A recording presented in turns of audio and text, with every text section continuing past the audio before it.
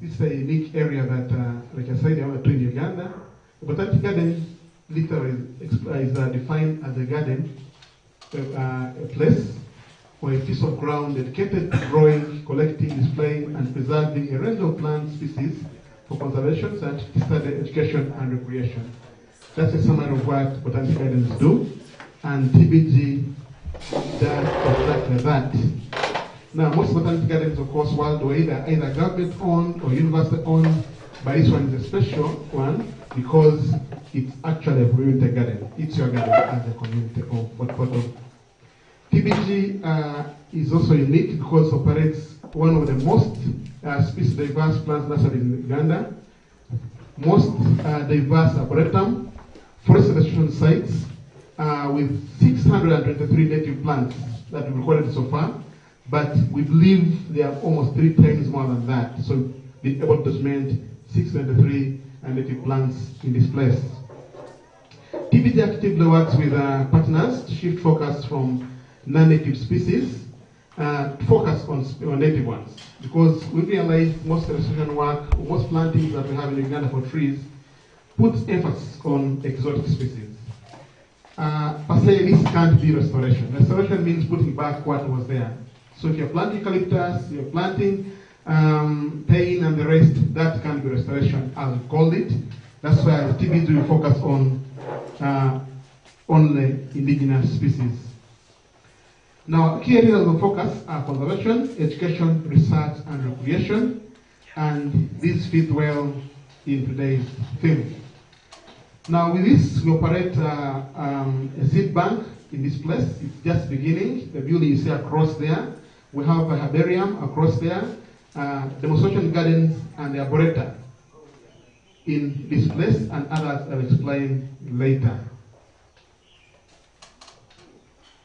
Now, what is the specific function of the garden in environmental protection? First start, because of time, I talk about only 3 areas. Of course, there's far much more than that. The first one I talk about is botanic gardens act as living gene banks and backups for ecological restoration of degraded ecosystems. Our ecosystems are degraded.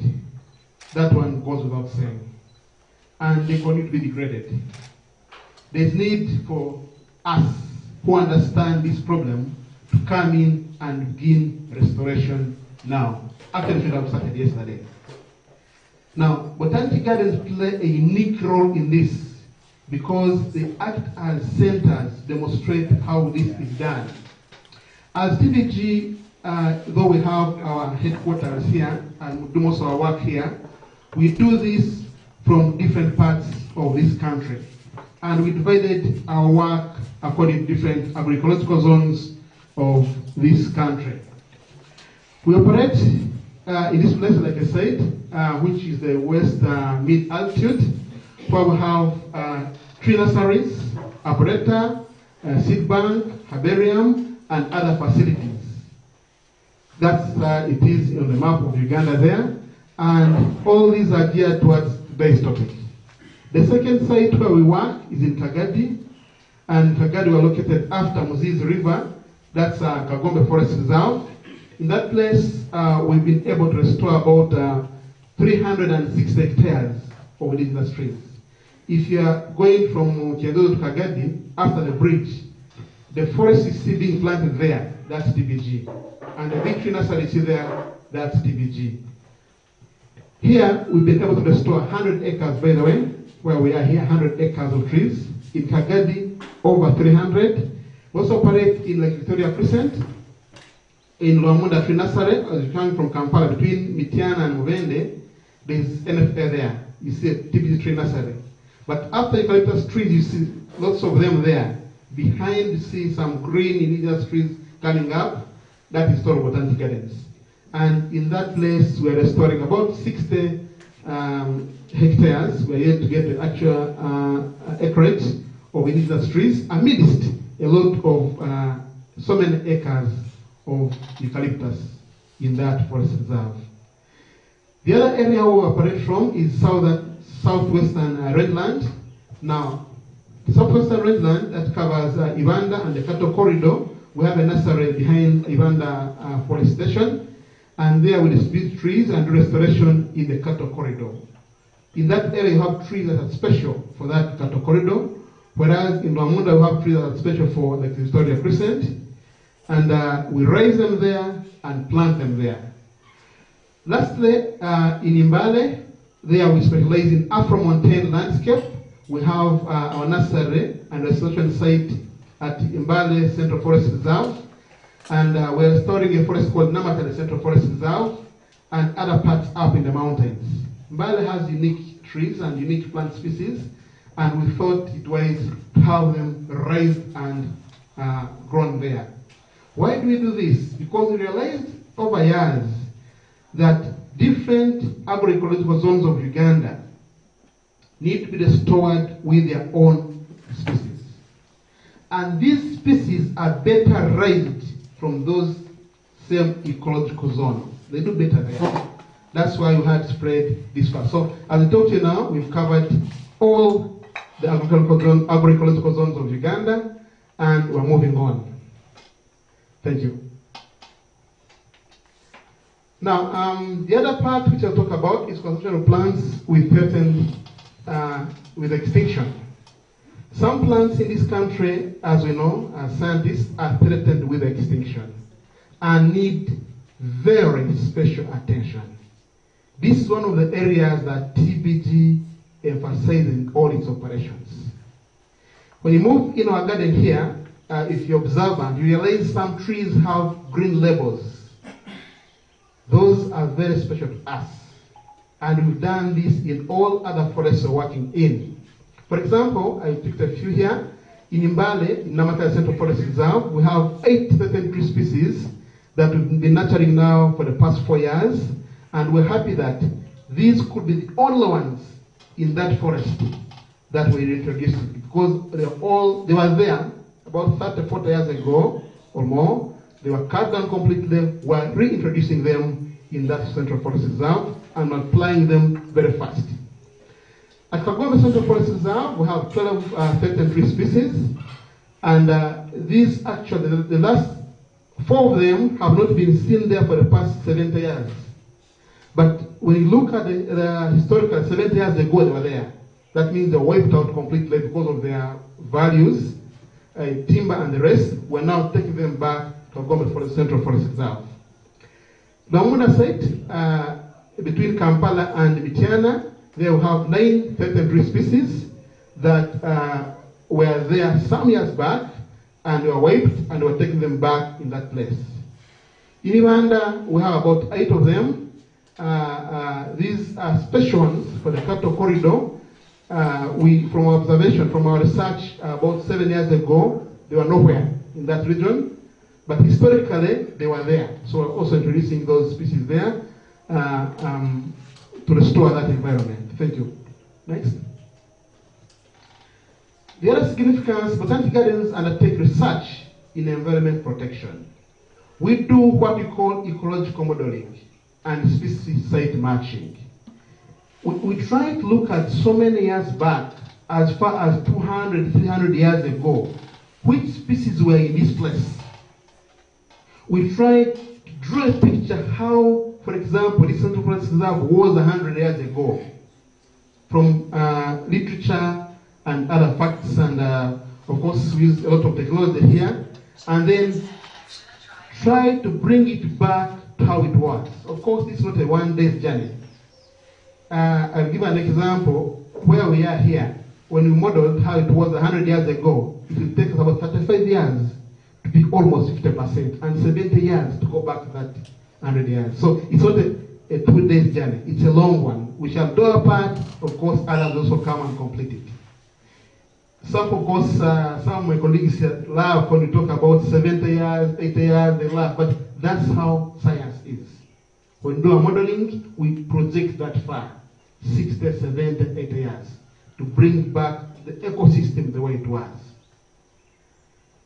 I'm happy seeing a lot of young people here. I'm getting edged a little, and I don't think 80 years from now, most likely 80 years from now, I'll have joined my ancestors. But the plan we're doing here is about 80 years plus. That means the work we are starting today, the work we are doing today, we shall not complete it. Definitely. So I'm challenging the young ones, like my brother and sister, the young person here, that what we are doing here today, you need to come in and get to know what we do, because soon we shall leave. You have to take on this work and complete it. That's the modeling we're talking about, and this is really lengthy kind of work, which may not be seen, whose fruits may not be seen in our lifetime, but we believe we shall be there. Go back a bit. The other part we do there is developing propagation and cultivation methods for plants which have never been cultivated. Now, the other challenge we've been having in Uganda, Sebastian, are you here? Yeah, one of our senior, you can stand up, senior members of staff, he's worked with NFA for the past about 40 years. He's not here with us. But the plants they try to propagate, they said, no, that one you can't propagate. You can't, but where shall we get it from? So one of the things we try to do here is we believe each and every can be propagated. It's only the limited knowledge that limits us to go that far. So what we're doing here is we do propagation and cultivation trials. I'm glad to tell you that for the past 6 years, we've been made breakthroughs for about 6 species. That's a very big breakthrough. And because of that, a few months ago, we were awarded with a seed bank. The building is here across there, part of it, because we made some breakthroughs. And yeah, when we first said this in one of the conferences that was in Geneva, people murmured until some proved that what we said actually was done. And because of that, we are rewarded. The other part we do is areas of essential for species recovery programs and plants into the wild. Like, we try to rebuild these species here, but the whole target is take them back to their homes, because gardens are ex situ. These plants have homes, national parks and other areas. So we build them, nurture them, and then take them back to their homes. Next. We also do conservation education, and under this we reach out, we have about 6 programs. We have the one that covers the young ones, the pre-primary, the little ones, those ones have their own way of doing things through games and the rest. Schools bring them here once in a while. We spend the whole day with them. By the time they leave this place, they think more about conservation. We have for secondary schools, those ones do a little bit more complex ones, based on what they study in class. The third one we do for universities, those who set experiments in here. And if you move to the arboretum there, you realize some red ribbons and pod racks. Those are experiments going on for university students up to PhD level. And also have senior researchers like Clovis Kawaseke, who now do more detailed work in this. Now, in all this, botanically demonstrate the importance of biodiversity conservation, reaching out to diverse audiences. Now, as we do this, we try to reach out these audiences differently in the way they understand conservation. Because the way I understand conservation is not the same way that a child of 5 years will understand it, or even an old man of 8 years. So we try to have those special packages for different age groups, different interest groups, so that they all have their own contribution to conservation. The photos there show different groups having their own field of conservation practically here in the garden. The other part is linking plants with the well-being of the people. You know, you can't keep what you don't value. One of the reasons why people destroy certain species of animals and plants, because they don't see value in them. We have a campaign that started a year ago, to go for the next 4 years now, to try and get each and every species connected to 1 or 2 uses in our communities. Remember, as a garden, we're not like farmers. You know, farmers have weeds, which are bad plants. They have crops, which are good plants. For us, every plant is good. I as a garden, we believe that what is significant today as a plant might be the best plant in the future to give us food or medicine. So we take all plants equally to be good. But we must prove that to our communities out there. So because of this, we try to link plants with the well-being of our people in different ways. I don't have time to go into them today, but maybe next time we'll do that. In terms of medicine, in terms of food, in terms of crafts, all those we try to link each and every plant, and that's what makes them, people value them, respect them, and conserve the environment. We also help conserve indigenous and local knowledge. We have a lot of local knowledge in here. No one documents it. So we want to fill that gap, document the local knowledge in terms of medicinal plants, in terms of crafts, in terms of indigenous foods, all of that. We have it documented here, and then it can help people to understand better the value of conservation. Encouraging the sustainable use of plants resources for the benefit of all as part of sustainable development. That one is self-explanatory. We need sustainable development. We need to develop with that lens of seeing the future. Not us, and us. No, us, and then we leave some for the coming generation. Next. In conclusion, botanical gardens are vital in ensuring that our natural heritage is passed on for generations to come and building a richer and more resilient planet. That's what we actually looking at as gardens. Yeah, I'm sorry, because of time, I have to take a snapshot of it and there. But for more information, you can visit us here. We have a information center here. Get more about the garden, more about what we do, and more about what you can do with us. Thank you. Thank you so much, Mr. Godfrey Ruyonga. Round of applause for Mr. Godfrey, please.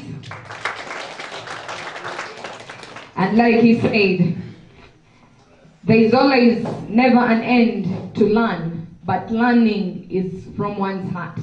So from here, if you're really interested in learning, visit that office, walk away with a brochure, walk away with a business card, walk away with his contact, and always inquire, communicate. If this goes wrong in my garden, if this goes wrong in my plantation, or if this goes wrong in my environment, I'm able to communicate effectively and get the right information at the right time. Thank you so much for that presentation, and hope everyone is jotting down, because we have a moment where we shall have the audience also share maybe questions or ideas regarding all these presentations. Thank you so much. At this moment, allow me once again invite Mr. Clovis Kavaseke to give us his presentation, and this is having its question: the involvement of learning institutions in developing environmentally suitable models. Thank you so much. I believe this could be the right position for you, Mr. Clovis Kavaseke, to stand and discuss with us. Thank you so much.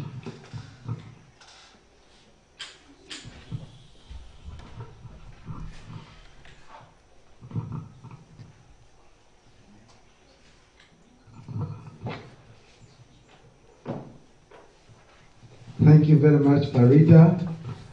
You have given me a very important topic to discuss, but I will disappoint you a bit by diverging a bit and perhaps come to it later on.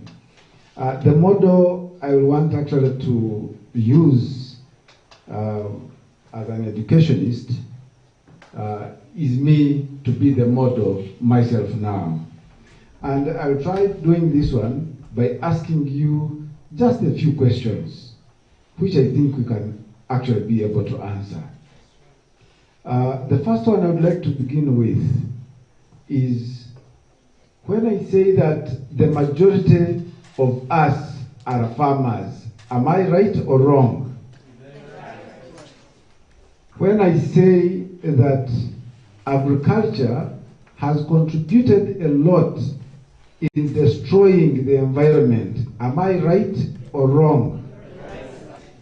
When I say that climate change is the biggest challenge the world is facing today, Am I right or wrong?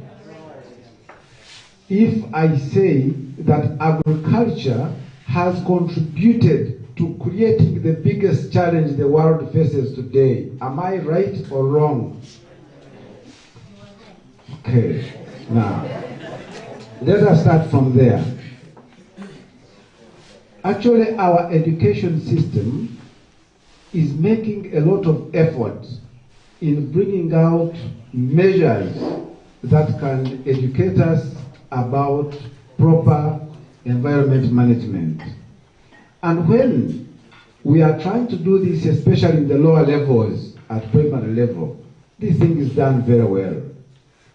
You can remember that in primary, students are actually told, they are taught that the trees breathe in carbon dioxide and they breathe out oxygen. Am I right or wrong? They are also taught that biodiversity, things like plants, trees, are very important. They are also taught that insects like bees are very important for pollination. They are also taught about the various kinds of bacteria which are very important for the good life of the planet. Here, the model they are using in lower schools is really very nice. But the problem comes when we start going into higher institutions of learning, where we start into cutting-edge science. You'll find that the people who are taught things to do with crop protection, what they are taught is only after how you can increase the yields of tomatoes without telling the student how the increase of the yield of tomatoes is causing the extermination of all the fish in the lakes of this region. There they don't say that. They say, use this chemical to improve the production of tomatoes. They don't go further to say that the chemicals you are using are going to finish off all the fish in Lake George. That one they don't say. That is our education. So I can say that our education sometimes has actually created a very, very bad scenario which has resulted in destroying our environment. Now I'm going to continue asking you a few questions. I want us together to list the crops that we grow here that you think if you didn't have chemicals at all, you cannot grow them. Let us list the crops that you know that without chemicals, this crop I cannot grow. Who can tell me one? Yes? Tomatoes, one. Yes? Soybean. Soybean, are you sure? Yes. Okay, let us put it there. Okay, another? Cabbage. Those are three. Another? Yes? Carrots. Carrots, 4. Another? Watermelon, 5. Another? I can see the list is almost finished, not so? Just 5 already. Now let us also look at those crops that if you didn't have chemicals, you can't grow them, and we have named 5 so far. Are these staple crops? Are they our staples? And when you again consider the crops we have mentioned, don't you think that these crops are all introduced, they are not native? Most of those crops are vegetables. Do you think we have got alternatives to those crops which are native? For instance, I have seen people slashing enswiga. You know enswiga? So that they can grow cabbage. Have you seen that? And to grow cabbage, you have to use chemicals. But for the enswiga, you don't need any chemicals. You observe this person who has slashed the enswiga to grow cabbage. When he goes to a buffet at a party, he will jump the dish of cabbage and picks enswiga. When he slashed the enswiga at the other end. What is wrong with that? Yeah? So our education system has not gone so much to actually bring about the reality of life. Let us now go back to list the crops that we can grow even if we didn't have any chemicals. Let us start. Enswiga is one. Yes? Katunkumu. Two. Dodo. Three. Objabara. Four. How about matoke? Do you need to spray? How about cassava? How about sweet potatoes? How about yams? How about pumpkins? How about sugarcane? How about avocado? Millet, sorghum, name them. There are so many, the list will actually grow very long. And these are our staple foods. You imagine the education system will spend a lot of, and by the way, you may fail agriculture just because you have failed to include in your answers one of the chemicals that they teach. And you to get the degree. Because they are teaching you are only for the growing of very minor crops that we may not even need. And all the other crops which we need are just there, but nobody bothers to teach a lot about them. So I'm telling you to be taught how to grow tomatoes when you can have the dodoima. You know the dodoima? Misled. That is how some of our higher education institutions are misleading our scholars. We can do it with the crops that we have. And if so be, let the others be imported. Don't import very many things here, which we use. We can as well import the other crops, those minor crops, if we must get them, if we have to save our environment. For instance, Honorable Alex is here, and he knows very well, and he's fighting very hard to bring the industrial park in Fort Portal, which is very good. But I don't think that among the things he's lobbying for is an industry for ketchup.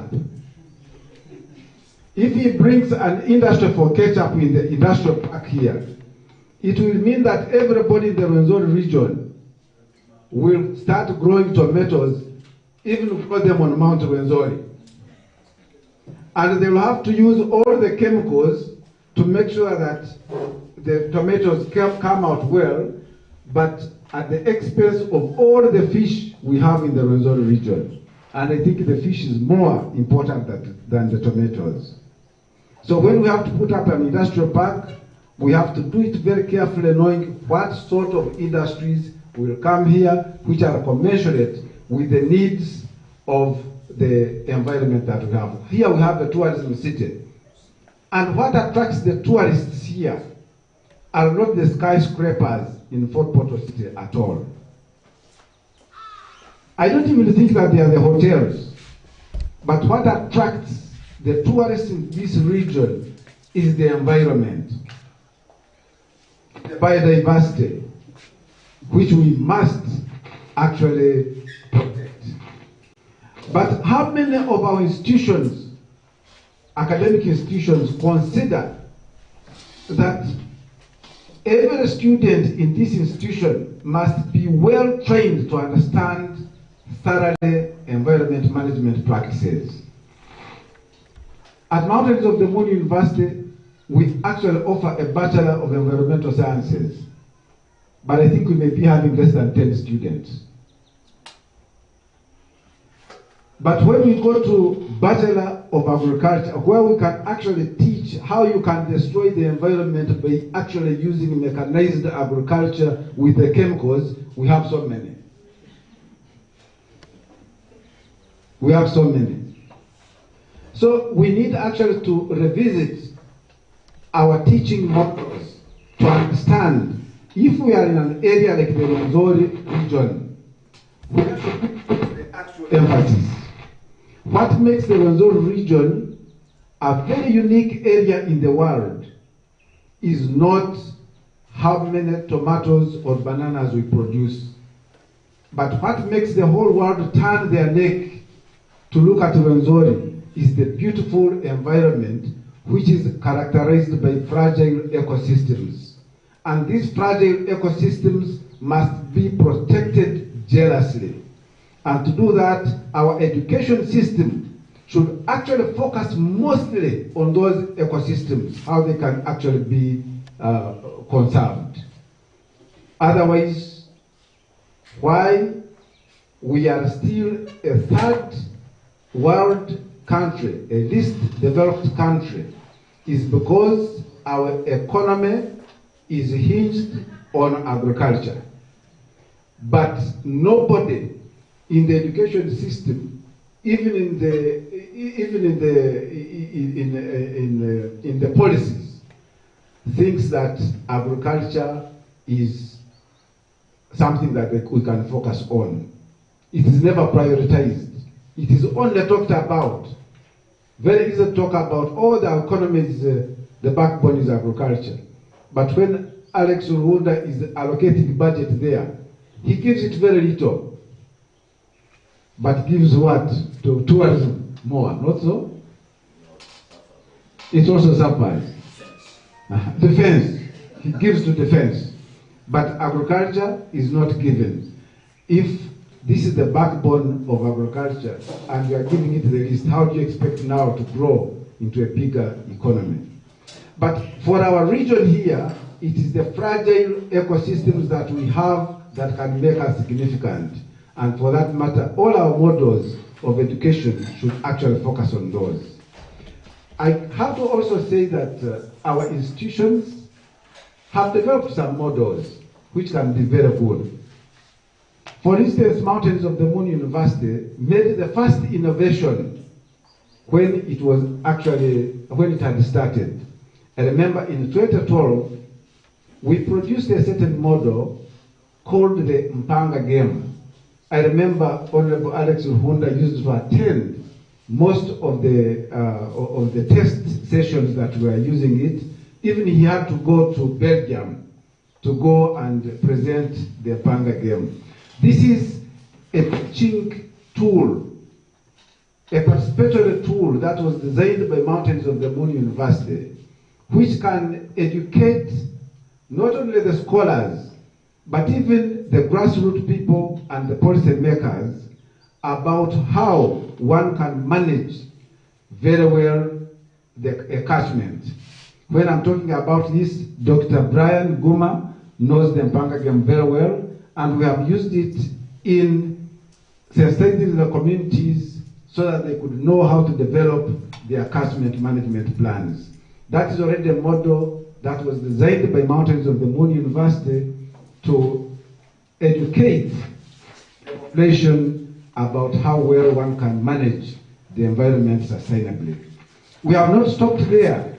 We have also developed the natural hazards and disaster, the disaster management game. After a lot of research that we have done on mountains, on the Rwenzori mountain, about landslides and flash floods, we developed the disaster management game under the Desire project, which is also a model that can sensitize not only the community members but also the policy makers about how environment can actually be managed properly. We have not stopped there. We are now about to complete another model which we are calling the soil game, which we have developed with the students from the Netherlands and Mountains of the Moon University and IABC in Arua. And this game is also showing how best we can sustainably manage our soils for better production, for sustainability and resilience. But most importantly, we are also developing a model which is going to become also a model of world concern, which we are calling the Triple F agroecology model. This one we are developing it, and it's part of my PhD. This model wants to revolutionize the way people do agriculture. From the very beginning, we talked about how agriculture has contributed a lot to global warming and to climate change. And why this one has happened like this is because people have been taught that in order to succeed in agriculture, you should not allow your crops or livestock compete for resources with any other thing. This is why people have to do a lot of weeding. This is why people have to do crop protection, spray, because they don't want their crops or livestock to compete for resources with any other thing. This is why they have cleared all the forests in order to create farms. Now, in the Triple F agroecology model, we are trying to show that instead of creating a farm, can't you achieve your objectives of agriculture when you do your agriculture in a forest but not in a farm? This requires only scientific design. And to explain it, very many people in the world would not conceive it very quickly. We have chosen to make a demonstration so that you can visit the Triple F Agroecology Demonstration Center and you see if you can get sustainable food for food security, and you also get sustainable income, because for agriculture we go there for food security and income. If you can get them not from a farm but from a forest, then you will have very many forests which will absorb the carbon dioxide that is produced by the 8 billion people who are still on Earth. In the past, when we had 2 billion people on Earth, we had more trees that would absorb the carbon dioxide the 2 billion people would produce.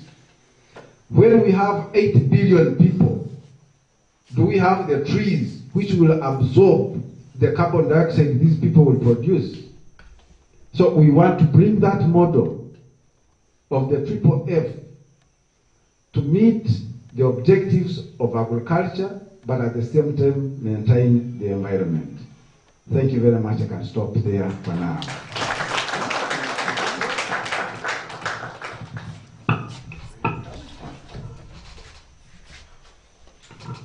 Thank you so much, Mr. Clovis Kabaseke, for that presentation. Indeed, his presentation has been engaging, and in my point of view, I see that the audience is the right audience we're supposed to have this afternoon. And just like the questions he posed, I will do the same. I always love learning from my seniors. So my question to the audience and to our panelists is, I have different age brackets. I have the age of 5, I have the age of 15, I have the age of 25, and I have the age of 50. Those are different human beings in different age brackets. And my question is, who of these people should conserve the environment most? I have the age of 5, 15, 25, and 50. Amongst these, who should conserve the environment most?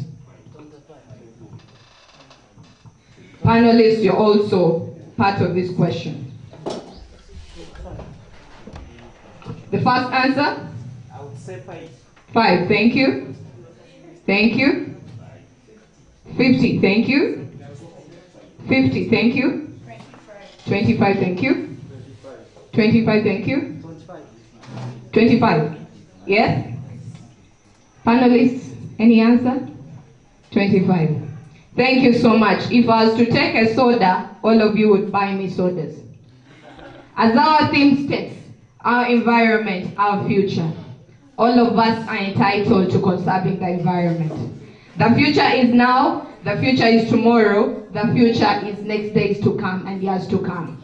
Whether 5, 15, 25, 50, we all can dump different various polythene bags, bottles to destroy environment. And all of us can just pick up the same and put it somewhere for it to be either recycled or to prevent us from polluting the environment.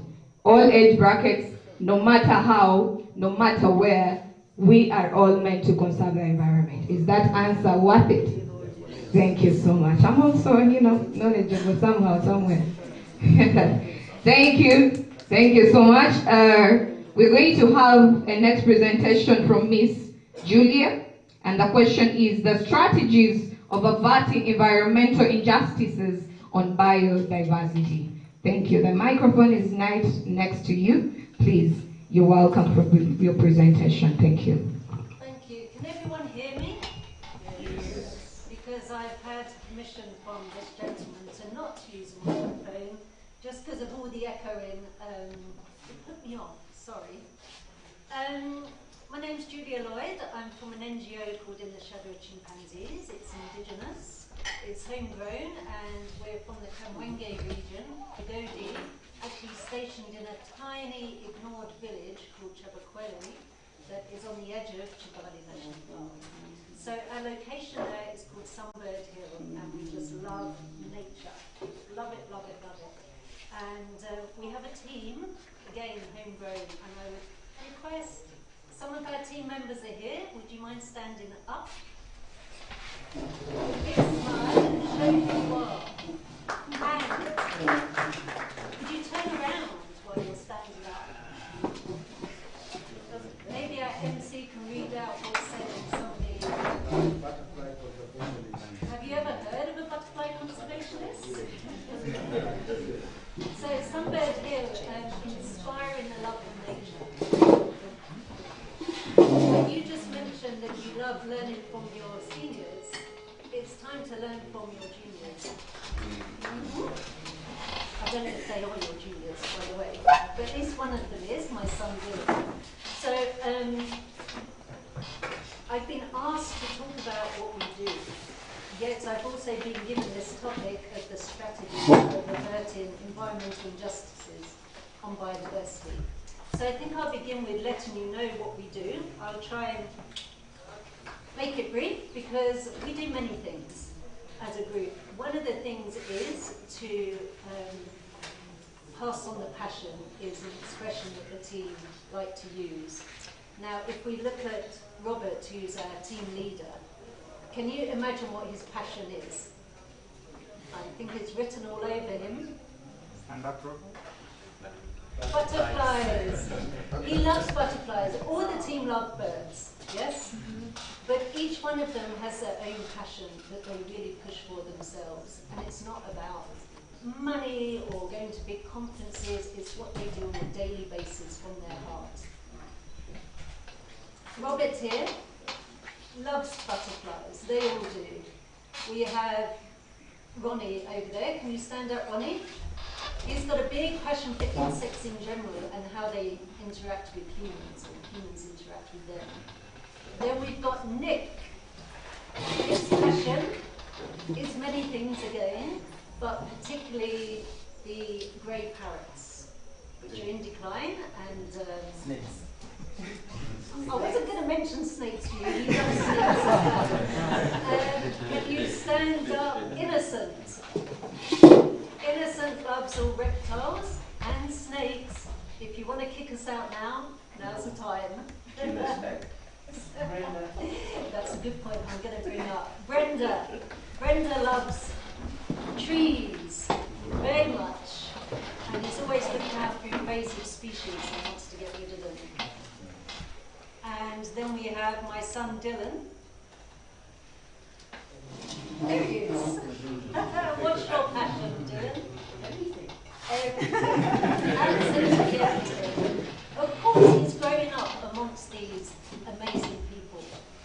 And what I think Uganda lacks a lot of the time is a good role model. Yeah.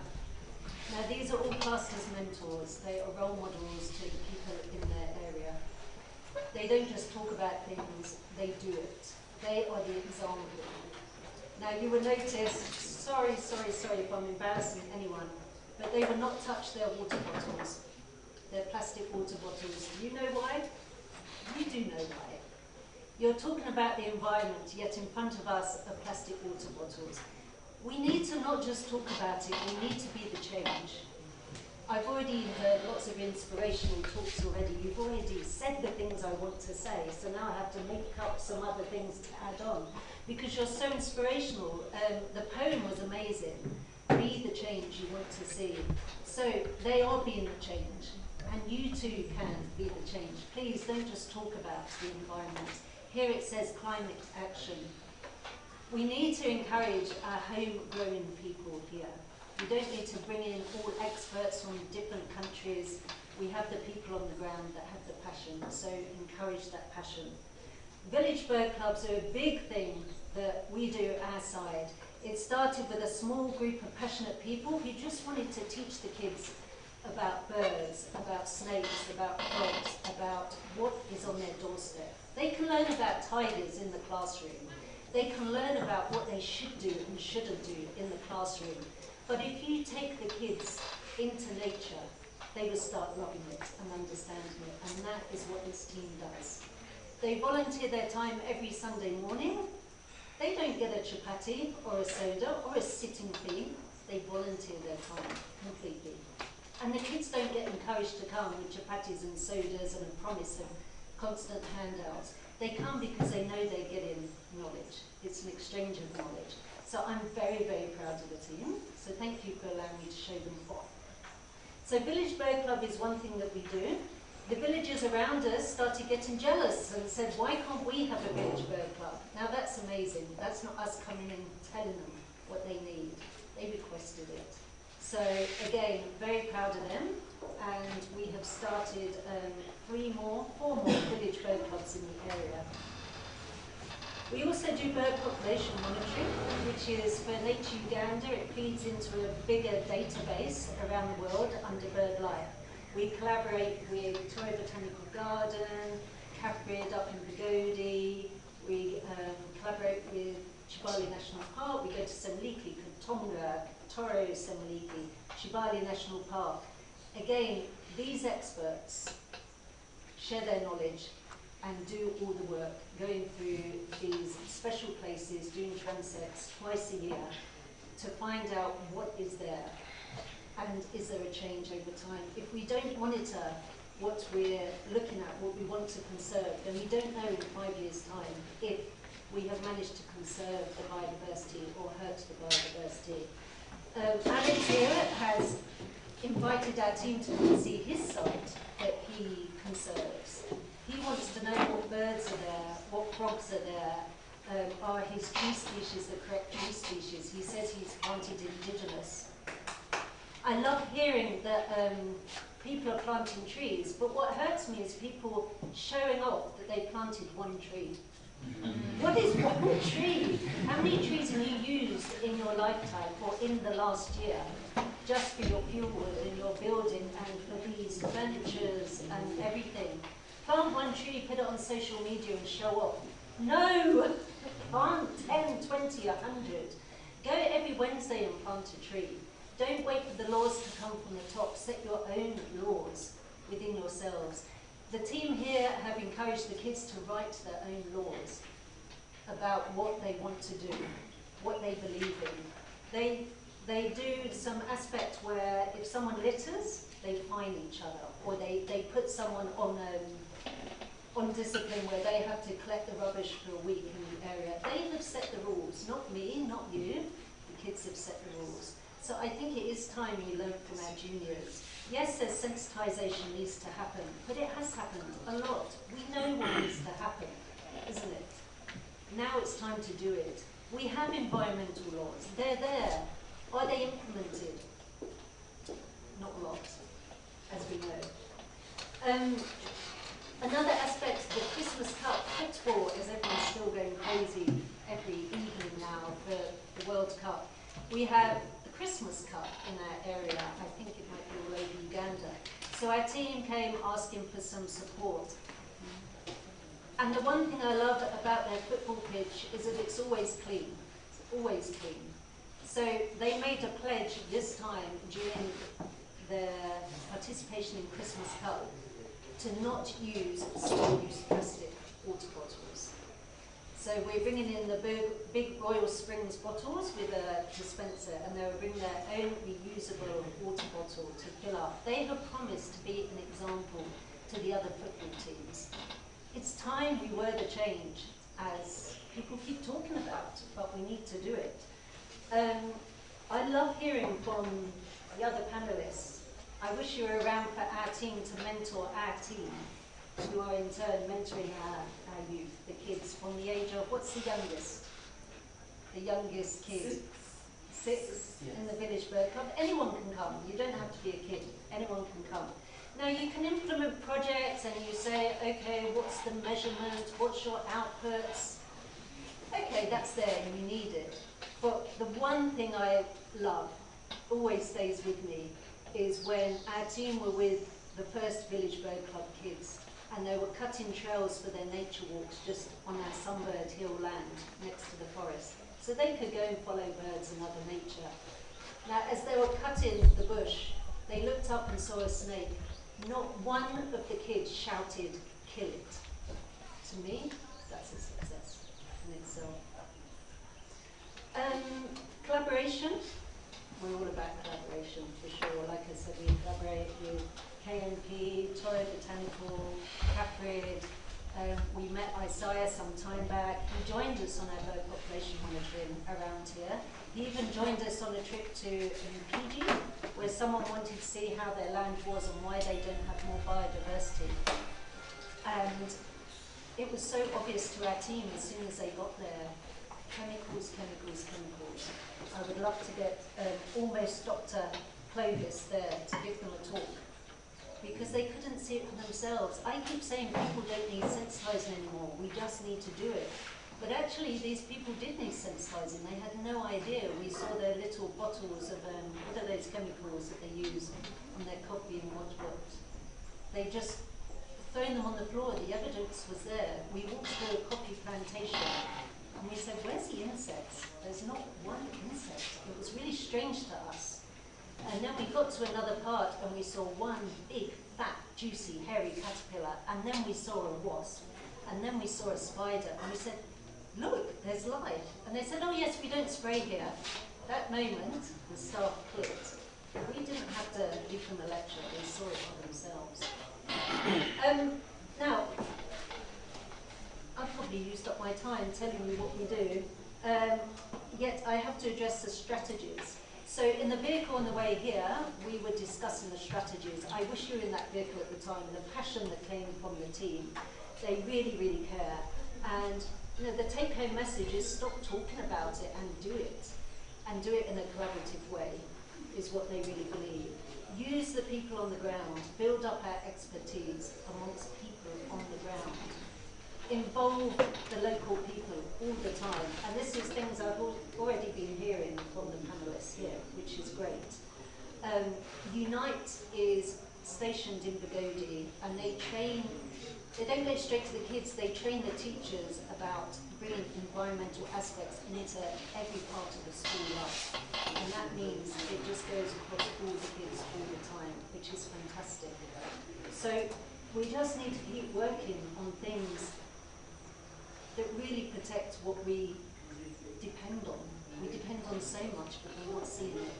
People talk about the most dangerous animals in the world, buffalo, hippo, but we all know it's us.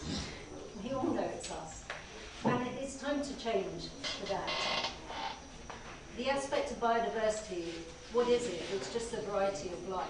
And the variety of life on this earth is going downhill. We know that. So what can we do to change it? Everybody already knows. They know what we're doing. There's noise pollution, light pollution, that confuses nocturnal animals. habitat destruction, poaching, spraying, invasive species being allowed. We need to really focus on restoring the ecosystem, and I was so happy to hear you use the word ecosystem and restoration, not just plant more trees. We need to plant trees that are indigenous and appropriate for that area. You covered this already. And restoring the ecosystem is not just about planting a tree, it's about what ecosystem is there for. So I'm with you on that. I don't know if I've added anything new, but I believe that together everyone knows what to do. It's time to do it. And with Isaiah getting us together, we can all move in the right direction. So thank you, Isaiah, for that. The team, is there anything I've missed in particular that really needs to be added on or can be brought up in the discussion? Yes. Okay. Yeah, so if I could say, we never have to say that we cannot keep preparing broken adults. We need to build strong people in by passing on the passion. One of our, the MC asked, which age bracket needs to protect? We don't know what we are protecting, but the people older than us already saw what was there. So they should live like borrowing this world, not owning it. They borrow it and then protect it for the rest who are coming. And teach us how to protect we the young. So it's more of the old people who are supposed to be told how to protect. But we cannot keep like that. So we better build strong children than repairing the broken adults if they don't want to repair themselves.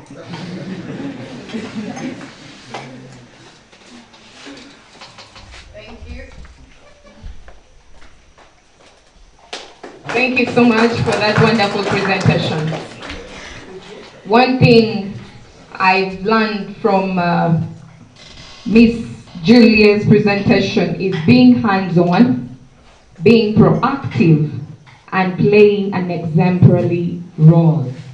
If you don't do it, don't expect someone else to do it. Start from there so that others can also learn from you. Thank you so much for that presentation. So allow me also invite Mr. Maurice Burns to share with us the topic, collaboration as a financing mechanism to invest in innovative solutions for environmental protection. Thank you so much. Good morning. I didn't expect to speak, but I'm very pleased to be here. And I must start by saying I'm here particularly because Isaiah, who I've known for many years, I'm so proud of the work he's been doing and getting this conference and us together this morning.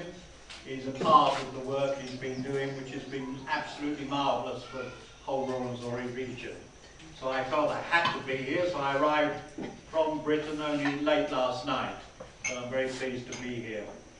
If I can just say a few things on the international level, which some of you may understand and some of you may have not heard before.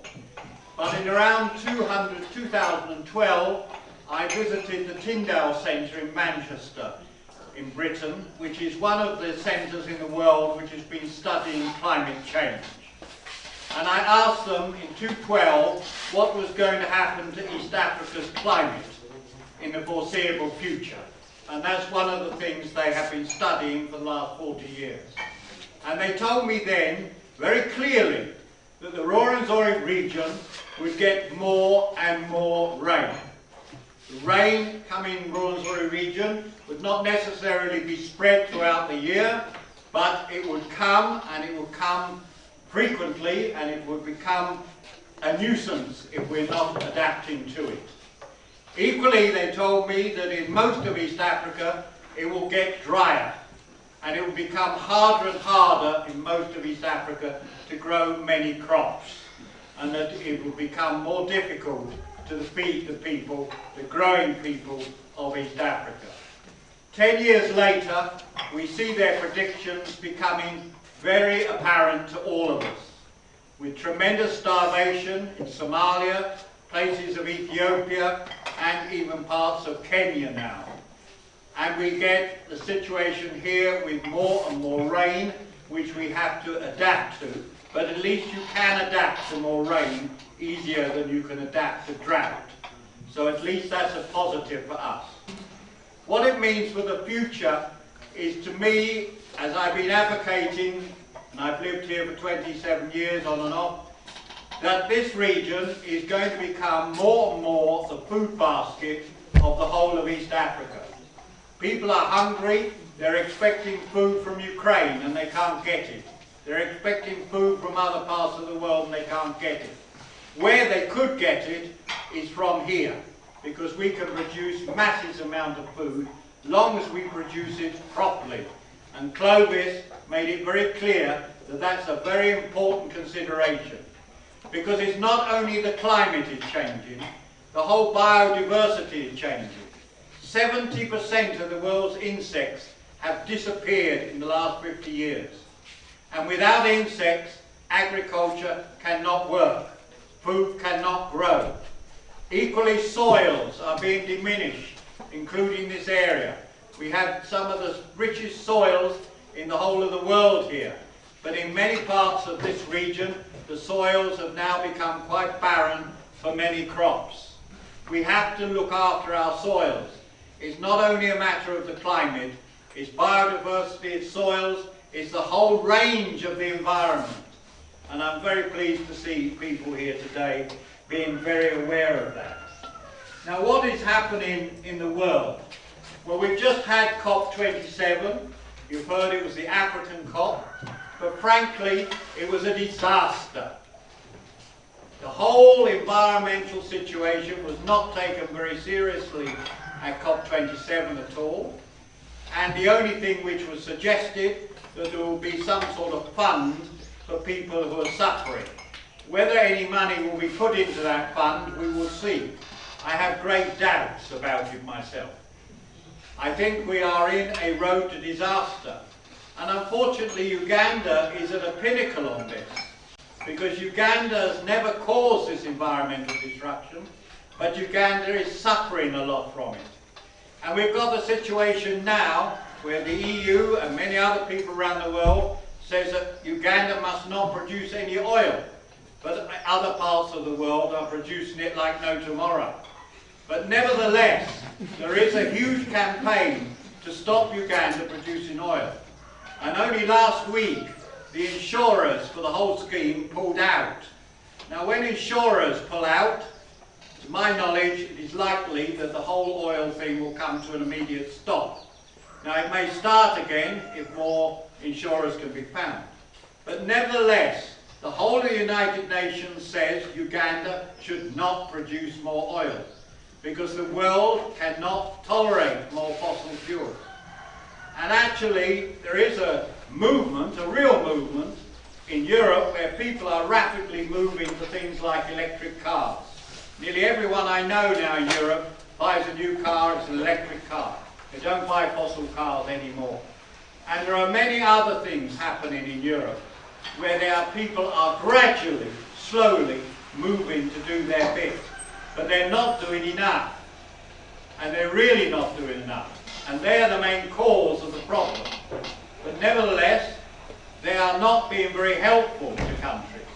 And one of the reasons which I think you have to understand is the globe is actually not entering only an economic disaster, an environmental disaster, but is also entering an economic downturn, as the Earth has not seen for the last 70 years. And actually, you may not believe this, but I have seen poverty in Britain in the last few months, which I've never seen in my life before. Many people in Britain are now getting poor.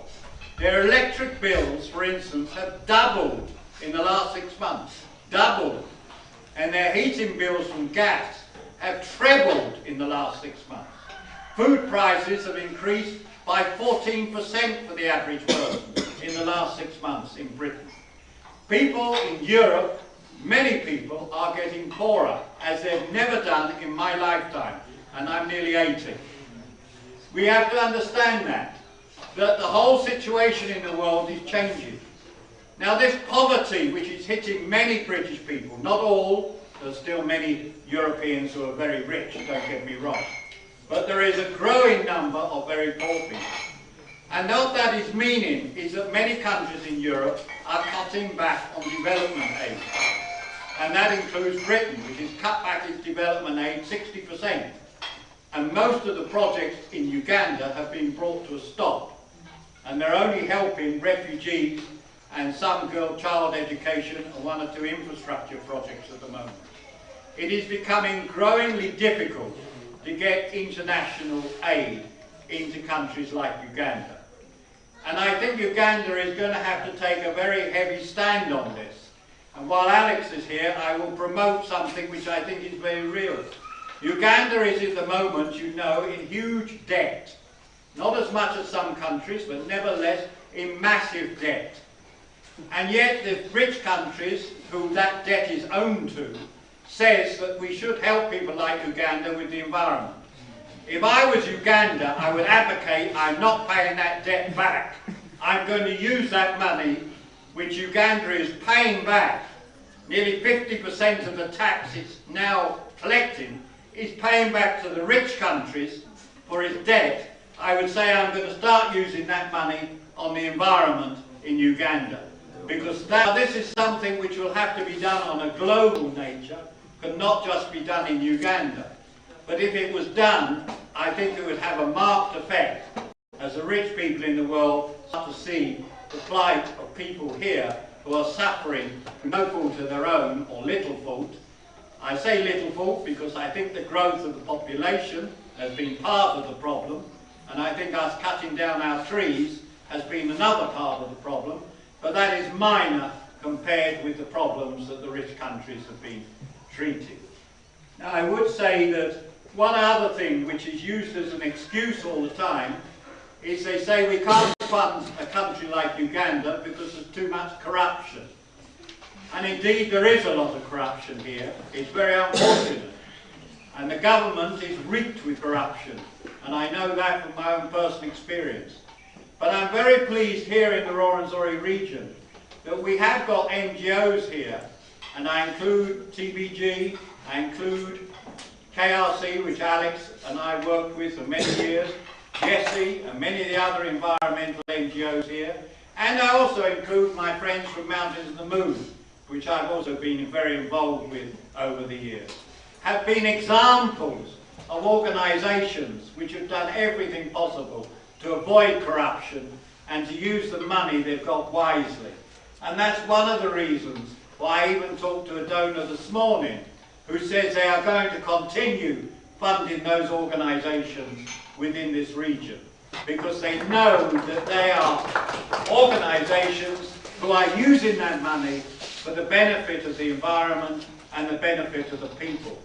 And I would say to all of you, be very careful on this corruption business.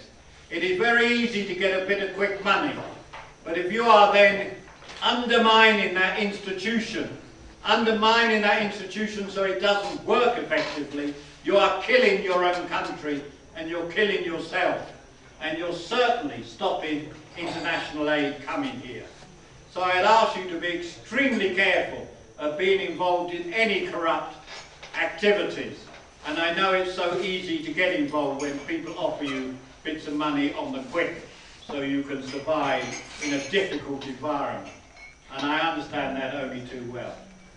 What I would also want to say is I'm very proud that these institutions I've mentioned, and others, including Julia we've heard this morning, are doing some extremely good work on the environment, on protecting our environment, on offering us alternatives. And I want to say, and I'm going to be a bit controversial here, but Alex knows me. I've known Alex for 30 years now, since he was a young boy actually, or just coming out of university. I know he's a man who is very, very pro the environment. He always has been since I've known him. It's not new, it's not a political thing for him, it's something he's always been very serious about, as he's been serious about fighting corruption. But I've always had a very different view of this region. I've always seen tourism as potentially useful, but I've never seen it as the backbone for this region. The backbone for this region, and I've said it at big conferences for the whole country since 2010, 2005, the big regional aspiration should be farming, should be agriculture, should be producing crops that we need in a way that we need them, not destroying the environment, as Clovis so adequately explained some of the aspects this morning. That is the future of this region. Feeding the people of this region and feeding many African people who are now on the verge of hunger and dying. That is the future of this region. And that means agro-processing, which I know that Alex is involved with. But I take heed of what Clovis is saying. Be careful of the agro-processing. Some of this agro-processing can do a lot of harm. And tomato paste was one example that Clovis gave this morning. But there are many other agro-processing activities which actually end up with the farmers growing the wrong crops for the wrong purposes and destroying the environment. But also the town should become a hub for agriculture, a wholesale for agriculture, so people don't have to go to Kampala along the road which is deteriorating, as I found last night, but actually do their shopping here. And I'd like to see this town, this city, become a wholesale place so that people don't have to keep transporting themselves to Kampala for the goods that they need, and goods that really can help the farmers develop agriculture. That has always been my vision for this region.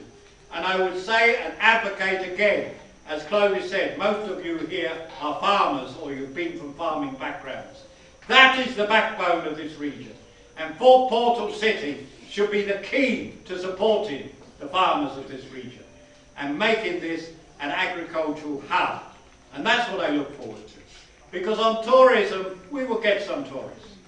But the actual world situation is against now development of tourism. I tried to get friends to come here with me this time. Many people now in Europe will not go on aeroplanes because aeroplanes are a big emitter of carbon dioxide. So they won't travel. Then we get the problem recently that they won't come to Uganda because of Ebola. You know, this sort of thing scares people. Little things happen in Uganda which we are used to or can cope with.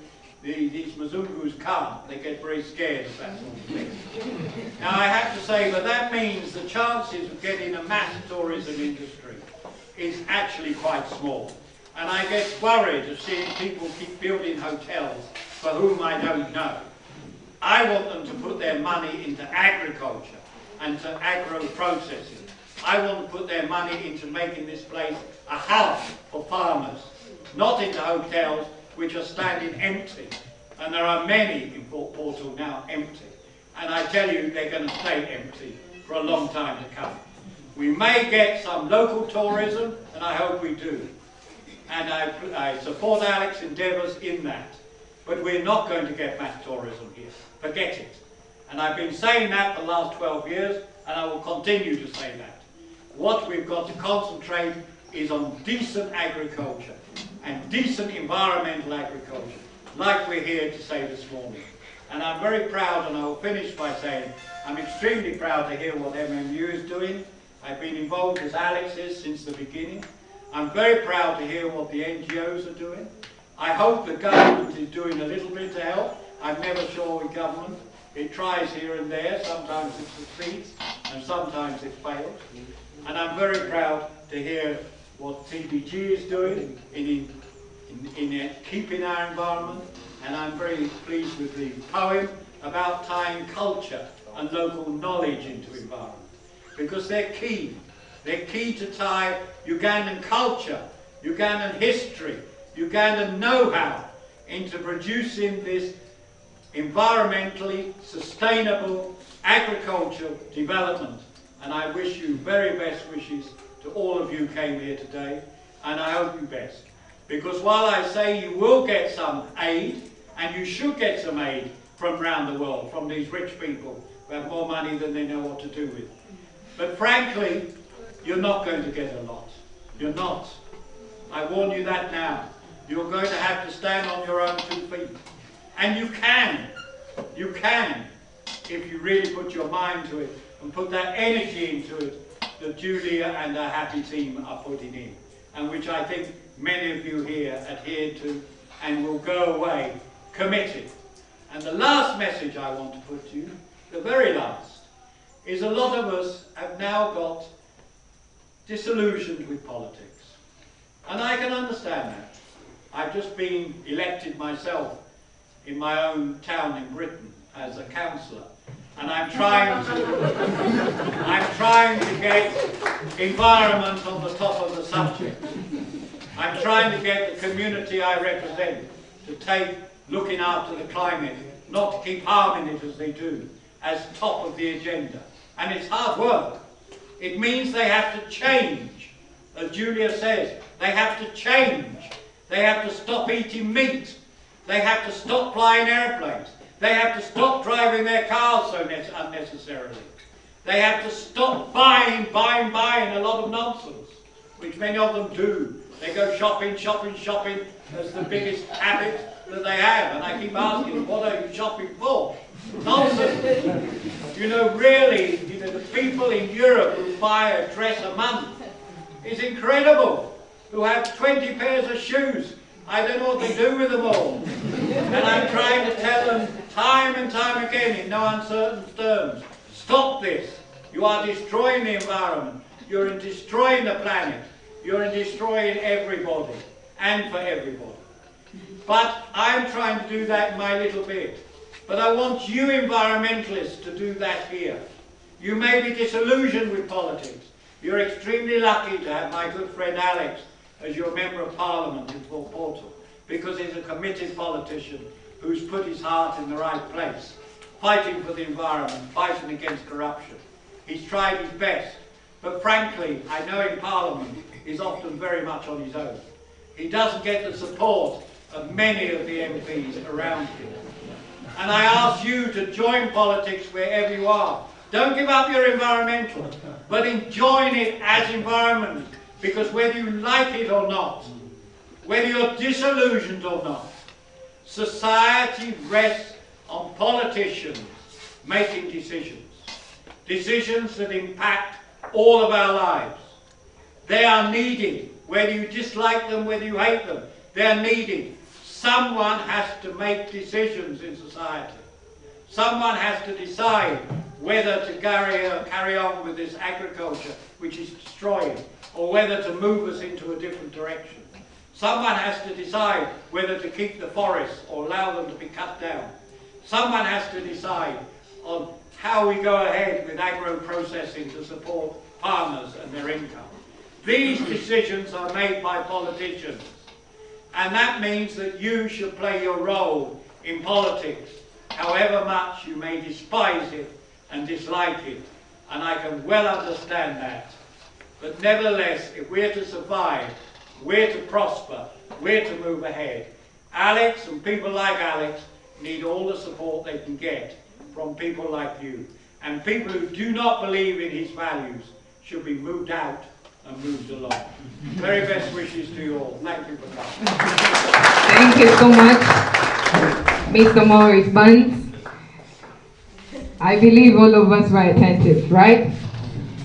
And we really quoted a few things on our papers. Perhaps the time is almost for us to share and also inquire more on what we don't understand. But one thing, the aspect in all he has presented, I got major information from there. Being innovative, having alternatives to protect and safeguard the environment by being an agricultural hub than exploiting it. So with all that has been shared, please let it be practical wherever you're going to be. Allow me at this moment invite Queen Susan to discuss with us the involvement of women and inclusion in framework for environmental preservation. Thank you so much.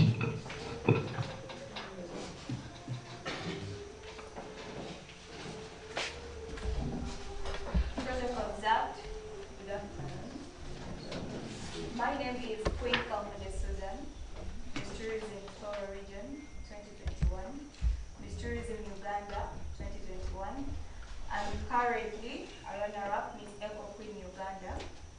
I'm a midwife by profession, but for my passion for the environment, I had to join pageantry to find platform to empower the youth, especially the agriculture, through environmental conservation initiatives.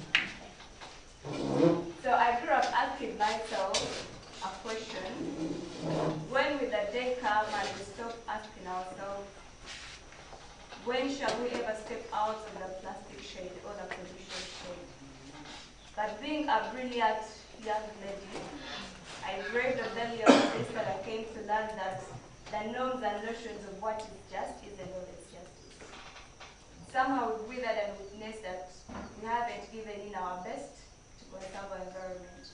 But for that cause, a brilliant young lady before you, blessed with smart brains and confident enough to influence the community, can dream of achieving a national queen and to find herself one, and I believe I can use this platform to positively influence the fellow youth to be at the front line as far as environmental conservation is concerned. Involving women, when we look at the world population, we see that women are the biggest, even in Uganda. So that gives us a biggest platform to be at the front line to influence on conservation. Because even in reality, women, we have direct contact with the environment, even in our daily work. That's so? So therefore, being women, we have a very great role, and we should be given the frontline platform to spearhead for environment conservation, especially through pageantry. And most of the pageantries in Uganda give the biggest platform to the girl child. And most of these pageantries, they focus on environmental related projects. And when you have to look on the initiatives that these brilliant young ladies do, most of them are related to conserving the environment. When you look at the Bob Green Uganda, and you look at Kavera campaigns, these are all tree planting campaigns. These are all initiatives that are brought up by young, brilliant ladies, but through pageantry platforms. So I urge parents, not only parents, all the youth, to take a platform to be at the front line as far as conservation is concerned. For we know our today's blunders are our next generation's burden. But one thing is certain: if we merge pride for our conservation, then a green conserved country will be our legacy and change our children's minds towards environment conservation.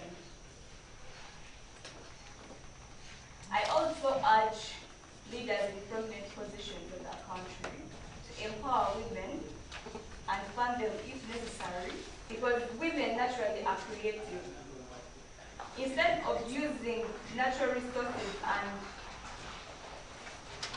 and destroying the environment for craft work, we can resort to plastic creative work, and which can be incorporated in conserving the environment. We can have plastic chairs around than using wood. Not so? Yes, we can have good craft work, plastic craft work, than cutting down trees and destroying the environment. We can have alternative ideas and empower the culture to be at the front line.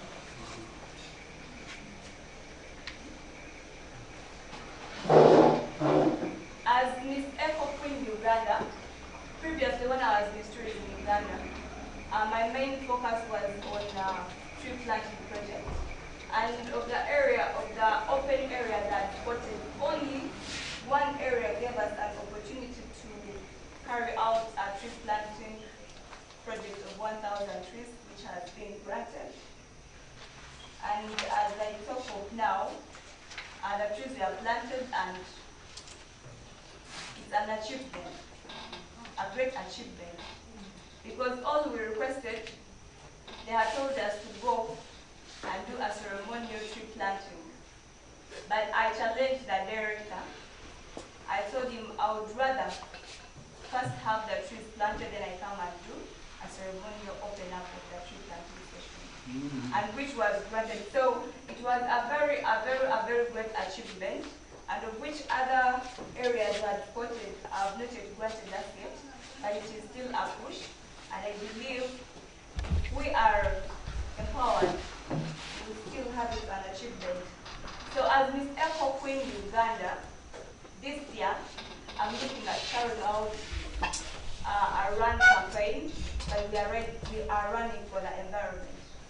We have had several run campaigns, run for the voucher, run for pregnant mothers, run for babies, run for all runs.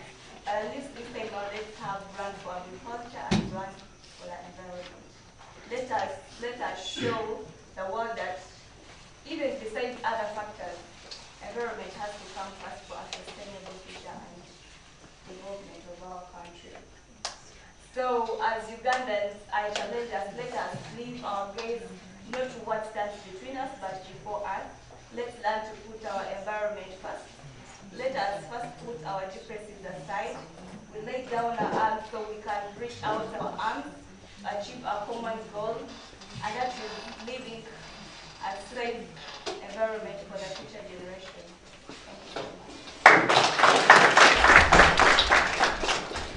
Thank you so much, Queen Susan. It's always a platform that you need to share all the examples, all the knowledge you have. She has one, and I believe both ladies and gents, we can have a platform on where we can advocate for conserving and safeguarding the environment. It can't be pageantry, it can't be politics, like Mr. Morris Band said. People look at the negative side of politics, but they don't look at the biggest platform to advocate for something for your country. Utilize the platforms accordingly and come out with a positive impact than having a negative impact. Thank you so much, Queen Susan, for that wonderful presentation. Amongst us, we have been joined by, I would like to hear from himself. Thank you so much. You are the one I've been waiting for, but you can relax and take a bit of time to digest your theme as I call upon Dr. Brian Guma to give us a presentation. Thereafter, Mr. Paul Kasande will give us a presentation. Dr. Brian Guma is going to present about the role of the Ministry of Water and Environment in safeguarding the environment for the present and future generations. Thank you so much. Thank you very much, the moderator. Brian Guma is my name. I'm going to structure my talk based on today's theme and what government or the ministry is doing in safeguarding water resources for the current and the generation after us.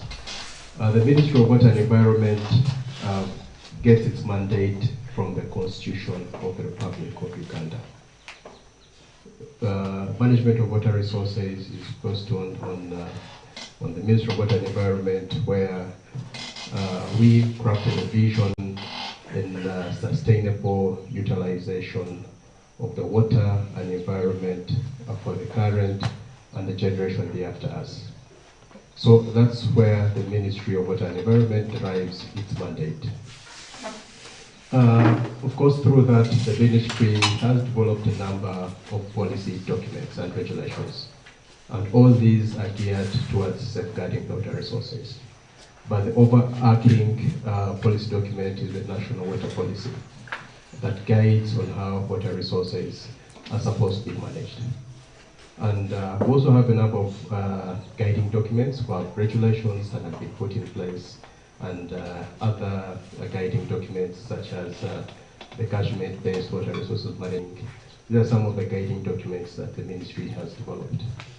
But to be more specific in water resources management, we have a policy document on water resources regulation, where all water resources, be it groundwater or surface water, are regulated, where one has to actually get water right to abstract water within a given environment if you're going to discharge, you have to apply for a discharge permit. So we have all these guiding documents that are in place to guide how water resources are supposed to be managed. So at the policy level, we have a number of documents that are in place. And it also gives me great joy from Julia's presentation, where they have actually went down and broken down some of these policy documents to have more simpler bylaws, where we are all custodians of the environment. So, of course, as actually been echoed, that a lot of awareness has been created by the government, by the ministry, in trying to safeguard most of these water resources for the current and the generations thereafter us. So it is everyone's responsibility, at whatever age you are, whether you're 1 or 8 years, it is everyone's responsibility to ensure that water resources are safeguarded.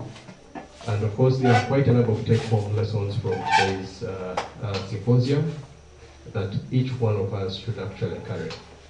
Of course, the most interesting one are the use of the plastic water bottles. So if everyone, of course, went this as a take-home, I think would have created a change that we need to see within our environment. So that is more or less to the policy legal framework. But the Ministry of Water and Environment has an institutional setup. At the institutional level, we have 3 directorates. We have the Directorate of Environmental Affairs, we have the Directorate of Water Development, and the Directorate of Water Resources Management. So I'm going to zoom in much more on the Directorate of Water Resources Management that is mandated to ensure that we have water of adequate quality and quantity for the current and future generations. That fits well within our today's theme of the symposium.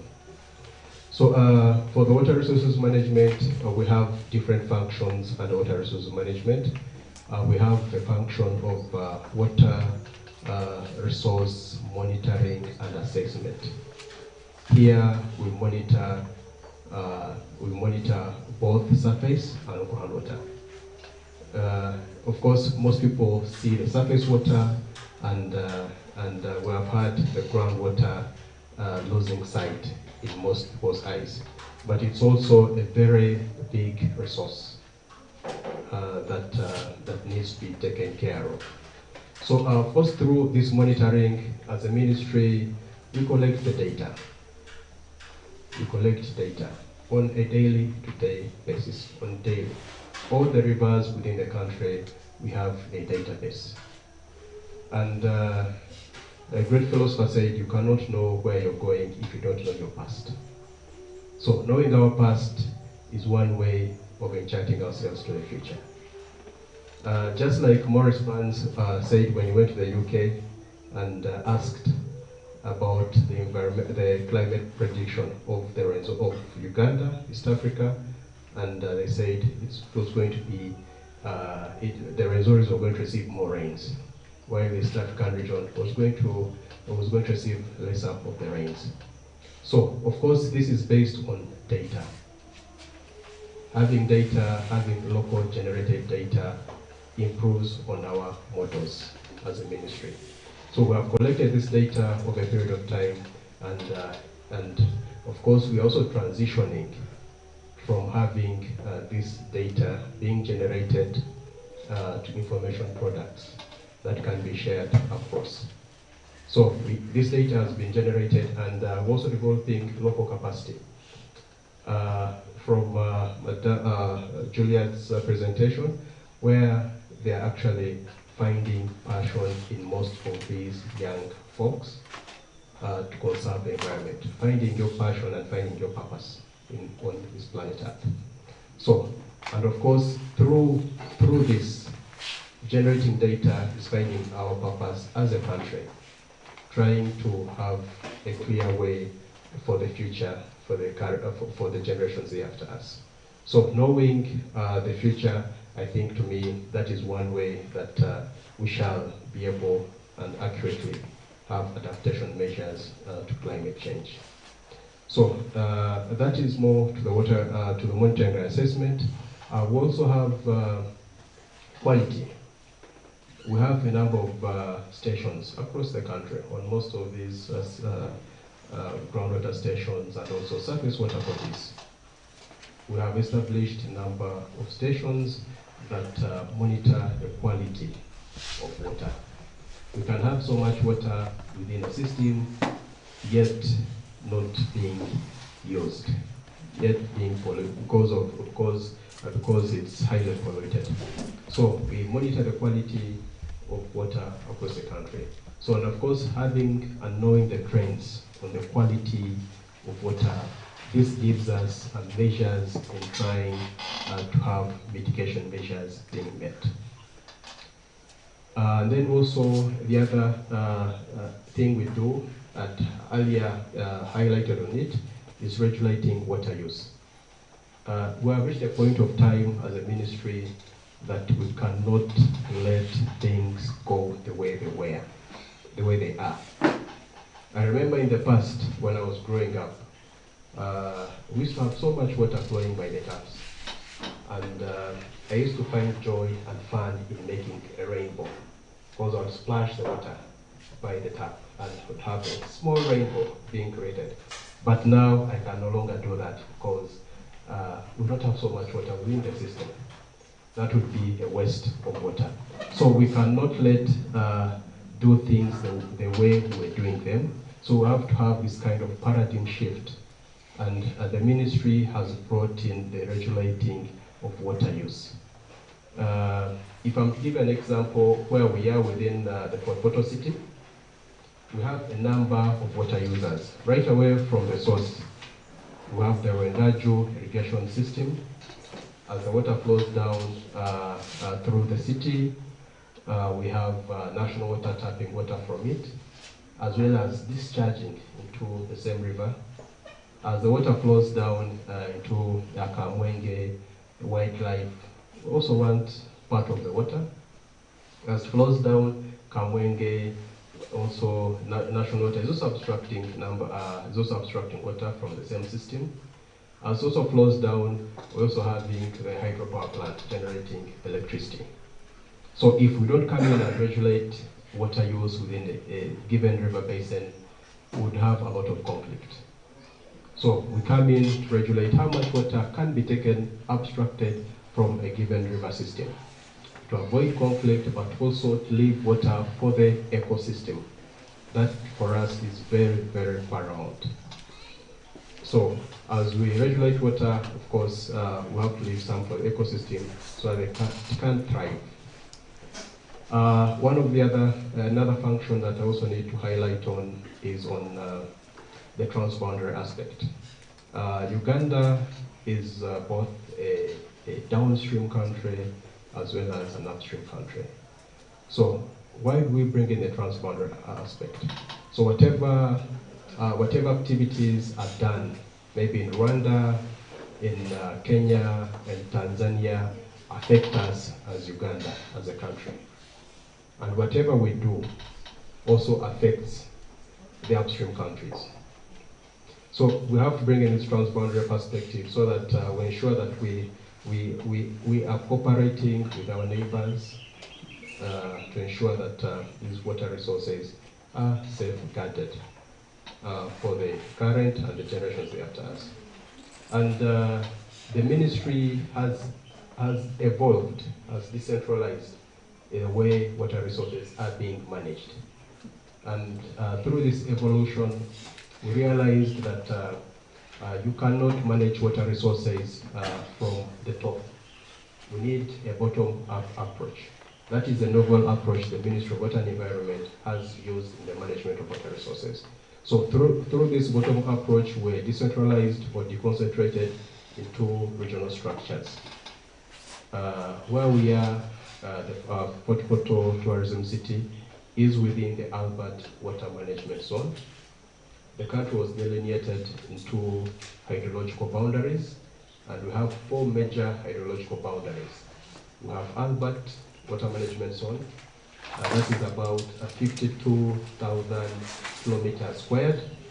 that is almost the size of Rwanda and Burundi combined.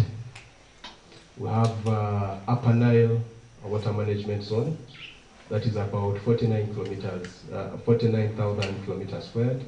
We have Choga Water Management Zone, and we also have Victoria Water Management Zone. So this decentralization was more to the bottom-up approach, and through the guiding documents that the ministry has developed, that is the catchment-based water resources management planning, where the country was delineated into these 4 big basins. We went down and delineated now smaller catchments. Smaller catchments where we have, for example, Mpanga as a catchment, we have Mozizi as a catchment, we have Kafu as a catchment. So this is based on the science where it automatically delineates the area of influence at the pouring point. For Mpanga, the pouring point is Lake George. So we delineated all areas above that pouring influence, and it covers about 7 districts. So from this novel approach, of course with the guiding documents, this is based on stakeholders, where all the people that are within the catchment are consulted on how best to manage their water resources. For Banga, we developed the catchment management plan in 2015, and basing on government planning guidelines. So this catchment management plan is a stakeholder-driven process. It's a bottom-up approach. It starts from the bottom, where the local people are consulted. We usually want to tap into some of this indigenous knowledge and invite onto the science. The science, of course, is knowing how much water is within the system, and also trying to come up with scenarios in regards to climate change. So once we have the indigenous knowledge, once we have the science, all in fact usually get what we call a catchment management plan. So this is one of the novel ideas that the ministry has undertaken in trying to safeguard water resources management.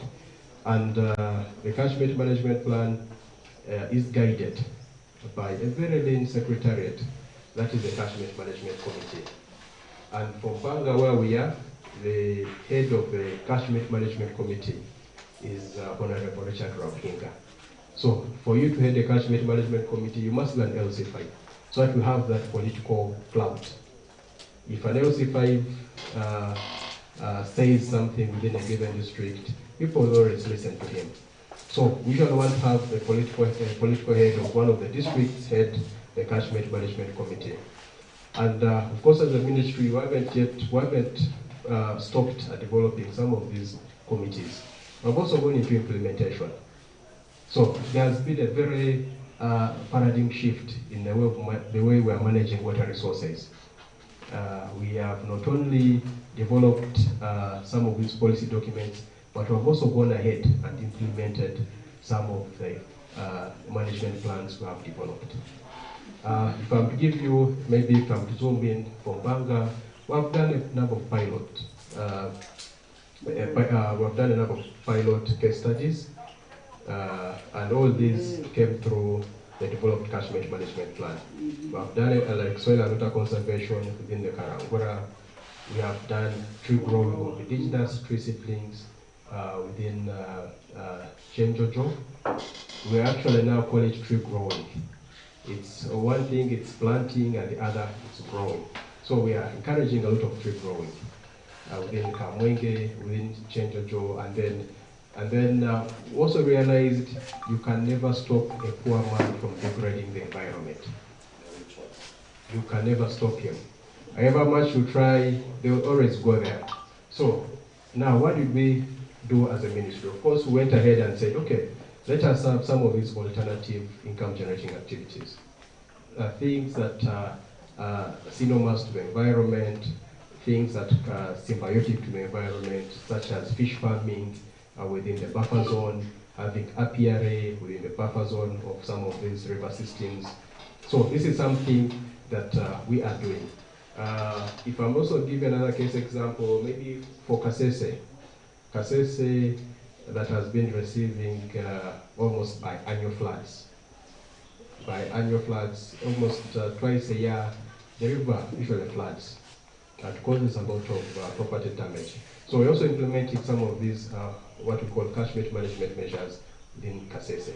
But yet still, we are skilling the youth there, whom we know they will carry up the mantle for environmental conservation in different alternative income generating activities. We are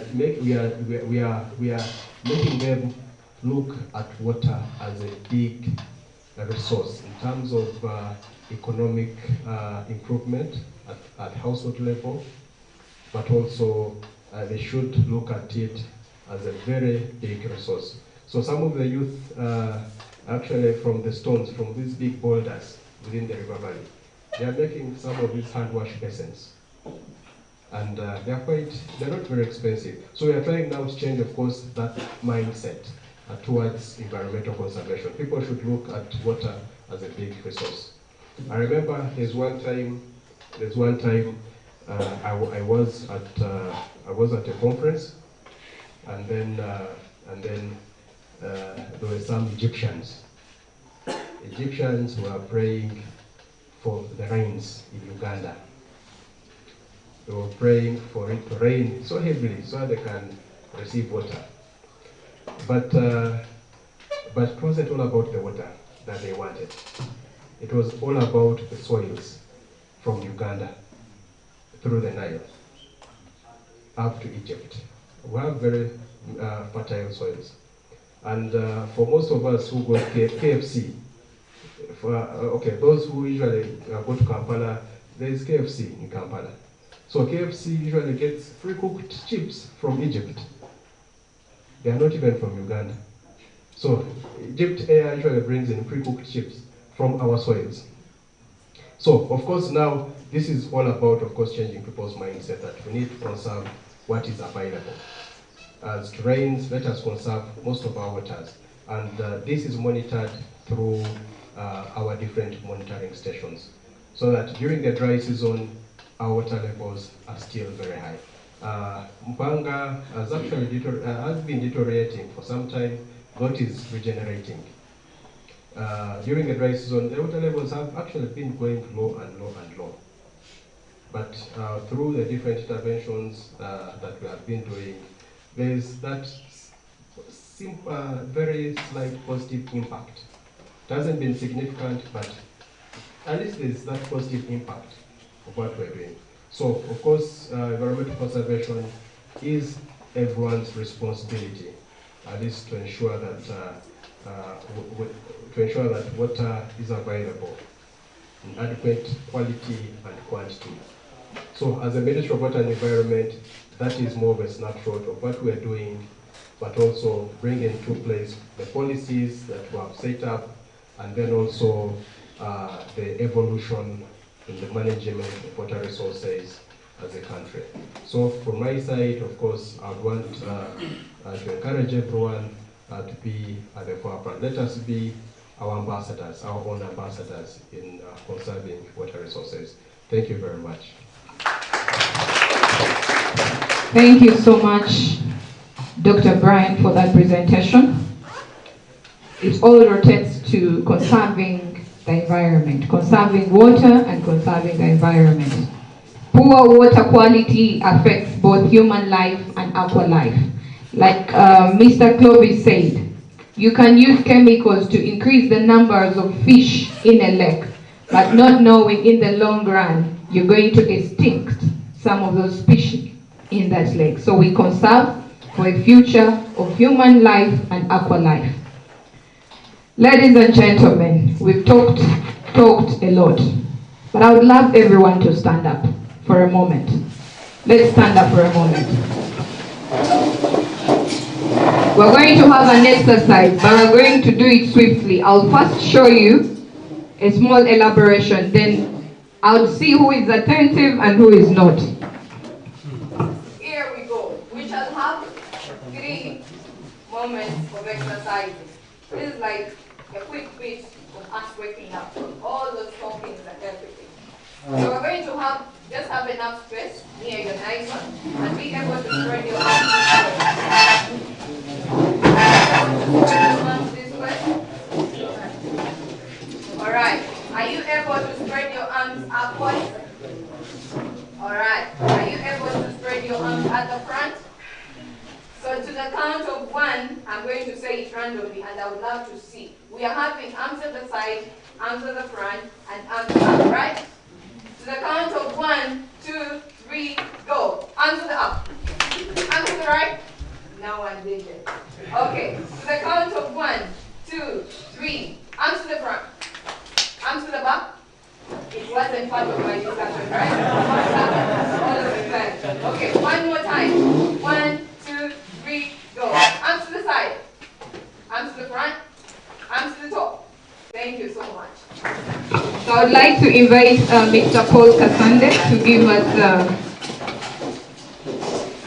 his presentation, and that is the role of private sector in tackling climate challenges. Thank you. Honorable MT Alex Rhunda, the academia here, Dr. Kawaseki, my brother Boris Barnes, the younger, the district environment officer and the proprietor of this place, and others are my brother Brian from the Ministry of Water. Protocol observed, ladies and gentlemen. Good afternoon. I'm sorry I came in late, but I did say my apology because I was attending a certain meeting somewhere, all for the good of our area. And my challenge is very limited. It is to talk about private sector contribution, private sector benefits, and how it can manage the environment.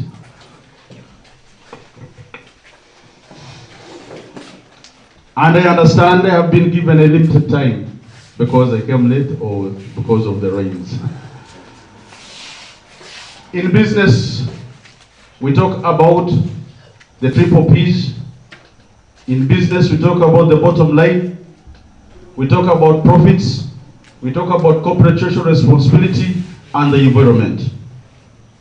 And the 3 P's, that's profits, people, and the planet.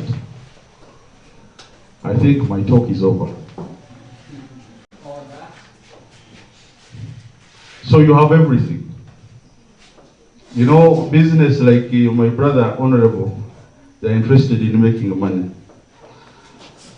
So profits sometimes come. So it is on getting profits you have to return. And that is social corporate responsibility. Does the private sector give? Yes. Ask about MTN, ask about Airtel, ask about Umpanga TV, ask about others. Do they give back? Yes, they are giving back. Corporate social responsibility. That is from the top level. I'm not going to talk about policies. I'm not going to doing ethical business, clean production. And a very big smoke that would be coming out of Hima cement. And I think they have reduced and reduced and reduced in terms of that. That is doing clean business. Through different forums, through different ways. If it is energy efficiency in production, also it will save on energy. And some of these people are cutting, of course, trees and others. So if you want to do a responsible business, responsible business, a lot of business in West Pakistan, even we are encouraging. And the 4-bean can system is just the principle that can you be able to. You look at glass, you look at metal, you look at paper, you look at food. Food? But pigs, you know these leftovers, you collect and sell them. And there is a lot people are doing business. For example, now peelings. Zero grazing, people are taking peelings. If you go on Masaka Road, it's lined up on the road. And even here, by the way, in hotels, people are collecting it and selling it, and that is also money. And from those, then you are reducing all the garbage heaps. Paper. Maybe here it has not spread here, but in Kenya, people would actually have bales of papers. If you go to Dandora and you find there the Mukuru boys, they are called the Mukuru boys. They make money through garbage. The lorry is coming, they put there the glass, which goes back in glass mat, the metal goes back, and others go back. And technological advances, whereby we begin doing business through managing the environment. Leave alone the trees that we are planting. Maybe you should not say this because tomorrow you'll be running for some of the trees. But then you'll find out. There are trees that are planted and are medicinal. Kawaseke knows it very well. Dr. Kawaseke. The other day somebody was telling me there are trees that are coming from Karbuto and Bundubuju. And when they go up, they come and collect. So there is a lot. What are we planting? Is there business in what you're planting? Is it fruits? Is it medicinal? Is it for quick firewood? Is it nitrogen fixing? What is it? So when you talk about the private sector engagement, doing business, management of the environment, we need that. Maybe also we need to take it at a higher level through our policies and through our acts and through our local sensitization, so that we are all aware about this. Given the little time that I have, but reminding you again, private sector is about making profit. We take care of people through the social. We take care of the nature, and I'm sure they are able to be engaged differently so that they are always reminded. Spillovers. The other day I had fuel here was going to go to Panga River, and there was a very big issue. So are we aware of the actions that we do? Yes and no. The public needs also to remind us. The public needs to remind the private sector on how also they can carry out their role effectively. Thank you very much. Thank you so much, Mr. Paul. And indeed, some of us, our minds are always on to profit making and money making, forgetting where you're scratching from, or I would say forgetting where that money is coming from. So like he said, make money, make profits, but have it in mind, advocate for environmental conservation, enjoy profits, enjoy life with a better environment, and that's nature as one of the aspects.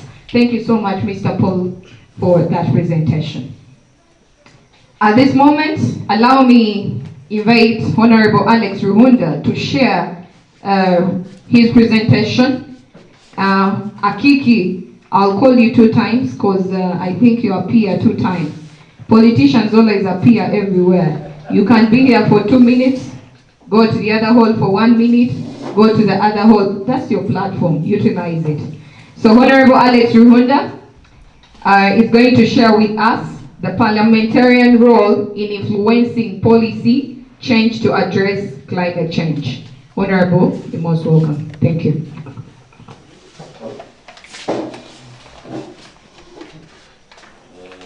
Thank you very much,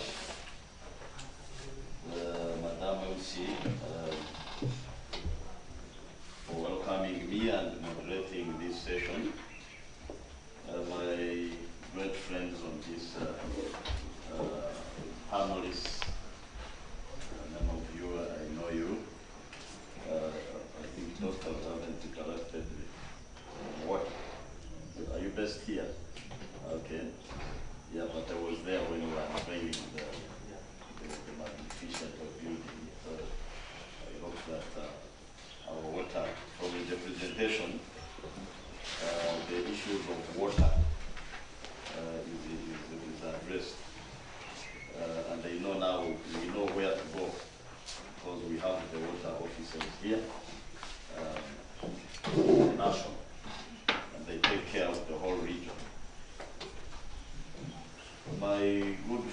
Morris Burns, whom I have known since I decided to work for Poto.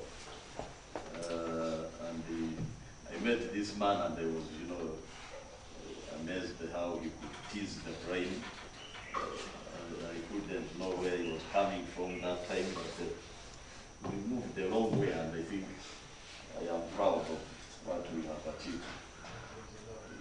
So many of these big structures, the recent one is the Mountains of the Moon University, which now we see has taken off, and it is now a public university.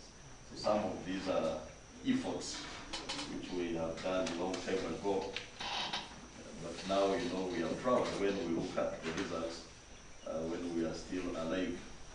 I remember Professor Molenile, he told me that Alex, what did you do to God to see that the things which you put your hands on, you have lived to see them. Others, they die before seeing them. But I think for me, I am lucky that I have seen, and I think Morris, you have equally seen. So I think this is great. We must be proud of what we have added to our society. I believe very strongly in think tanks. I don't know why. Many people, recently have started a serious campaign. Because I have been telling people we have had enough of praying. We have disturbed God enough as Africans. So it is high time we look at alternative approach. Because this approach of praying every time, crying to God every time, it has not given us results. So as a researcher, why do you keep investing in something that doesn't give you results? So I believe that there is something wrong we are doing connecting with God. Until we change that approach of knowing the purpose why we are created, why God made these designs, and what we should do with our brains, then we have a very big problem ahead. But increasingly, I think the conditions are going to force us to change. We are not going to go life as normal. So why do you prepare yourself for the life after death so strongly, and you fail to manage the life when you are living? I don't understand that. I keep asking myself. So the investment we have put in the creation of churches, if you look at all these churches opening up like shops, vis-a-vis knowledge, structure, you can just be amazed. It means there is something we are not fixing. And I think it is high time we change. And those were the serious parameters that drove that time our thinking. We have to liberate people intellectually. And the only way is people must learn to research. They must learn to manage information. They must learn to utilize it effectively such that it benefits our human existence. So research is very key. And people are just moving, as you see, superstitious beings who are just walking and really being big liabilities. They're just superstitious, driven by superstition, witchcraft, born again, all these things, all that kind of stuff. So really, what does that? Because there is already something very tangible here now, scientifically. So when this man was making a presentation, I mean, you could see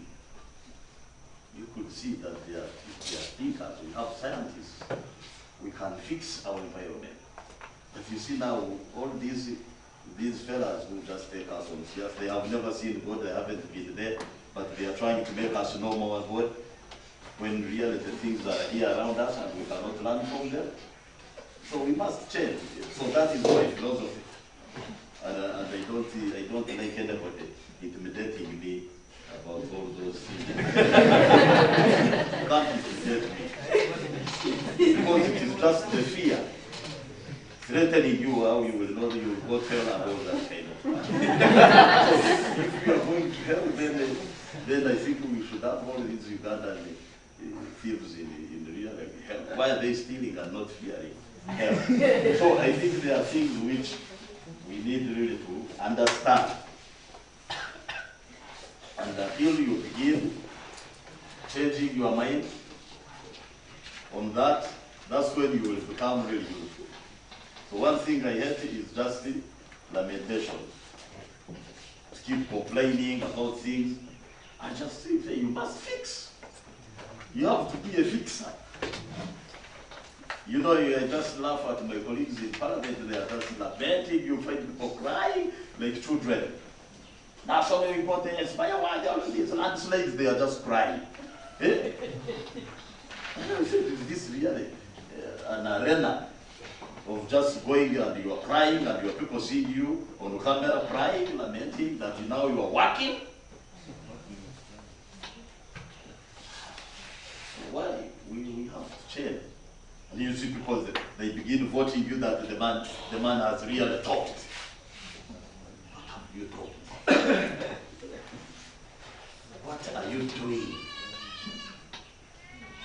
Why is it we are seeing the high rate of destruction of our forest cover in the county?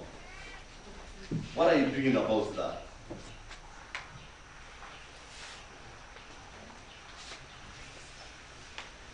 Wetlands. You know, when somebody was talking about it, that it's a poor person who destroys, I was really looking at that person with sympathy. The rich are the most, they are the biggest enemies actually. The biggest enemies of human existence. Done by the rich. And then they try to make the poor begin imagining that, you know, the role modeling in this world is about people who are affluent. But they are affluent doing what? Damage. That's what we are glorifying. So until we understand, because I liked the philosophical way how Dr. Kawasaki was talking, now they are teaching science, but tailored from a commercial sense that benefits those rich fellas. Because their design is to make sure every human being is captured. You have got to make them rich. So you should never survive on nature. They have to do something, tamper with nature, and they give you something to sustain that. So the times are gone where we used to get seeds and planted. They generate. So everything now they have to manufacture and you must pay. So you must understand these things. The capitalism, the excesses of capitalism. So the role of Parliament, of course I'm on the Natural Resource Committee, not by accident. I have always been there.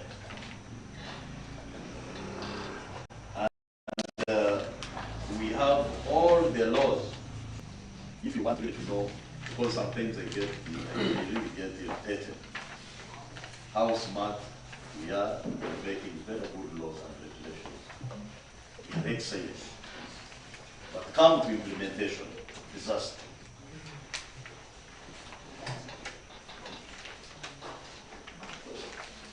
What is the problem? Why do we hate our own laws that are supposed to protect us? Why do we open war against them? Are we going to say we are ignorant?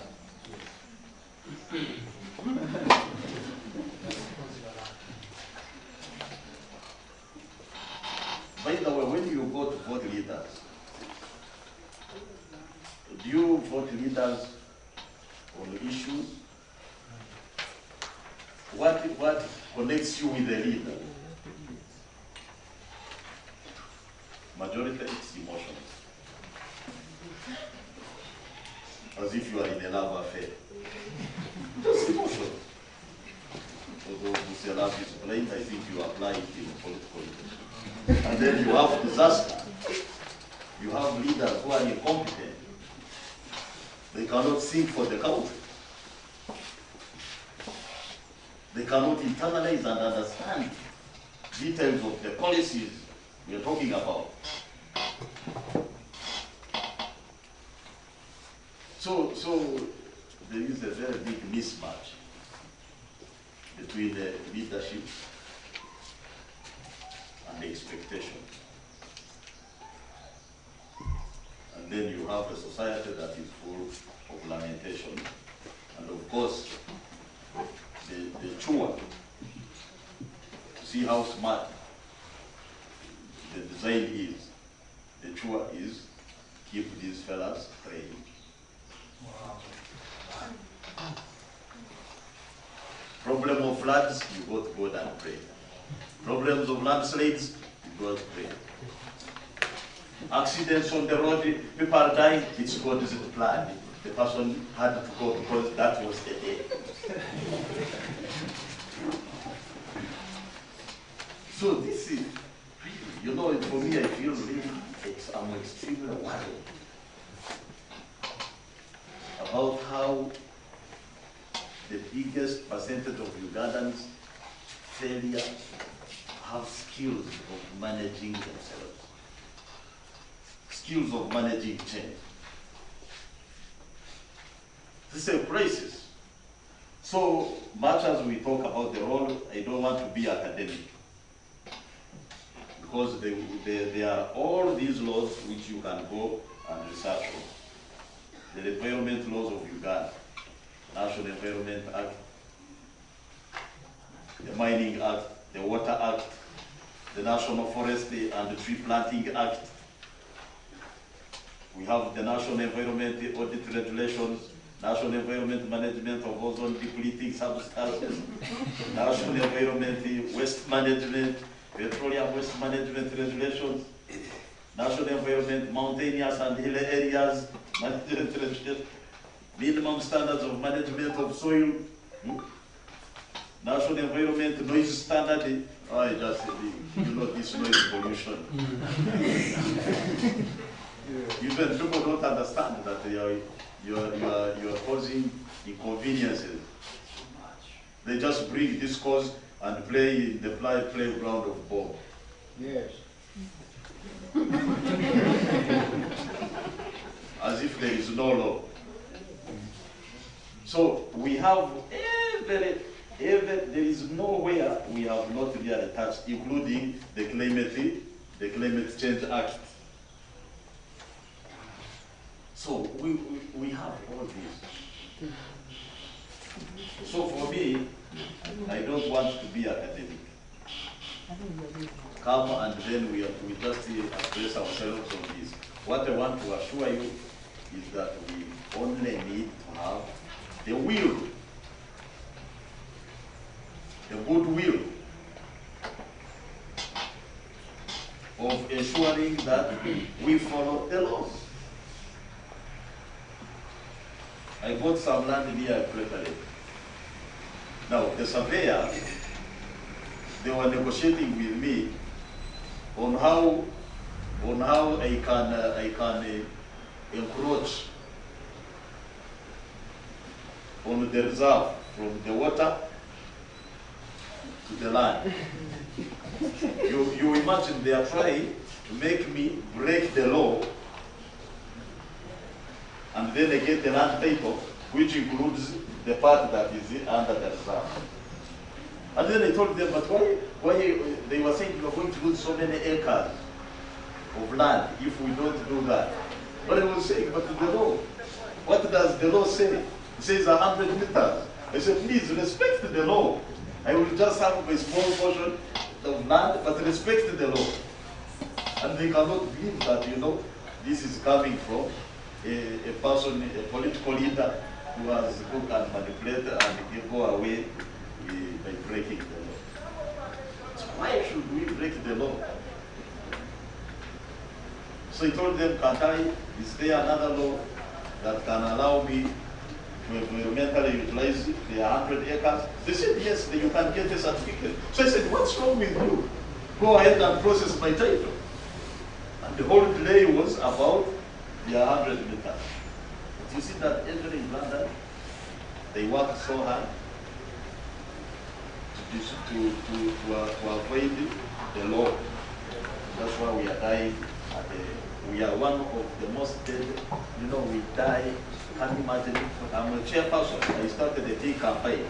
I'm a chairperson of Parliamentary Forum for Road Safety. So I realized that, you know, we lose close to 5,000 lives every year through accidents. It's a crisis. No country in the world can follow when you are losing your human capital at that rate. Someone goes through education, scientists like this man, the stupid driver of the truck just rams into a taxi, and then life's gone. And then the only thing is talking about it, and the taxi has rammed and 6 people have died. And you just, that's it. And nobody's annoyed. You guys, we have a long way to go. That's why I had, actually it was a very serious negotiation with my friend Isaiah. Because I have, it was very difficult for me to leave Kampala to come here. I still have to run back because my sister, who had stayed in America for 25 years, she has decided to return home. And now me as the head of the family must go and receive her back after 25 years. So now I have to run back from here. I go to receive her. But you see now, I had to come to encourage our younger staff, Isaiah, and his team, who are thinking right.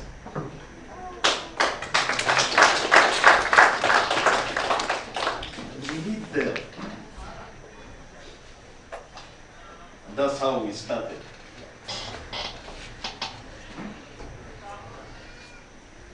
Started like that. So we have to invest in the young people.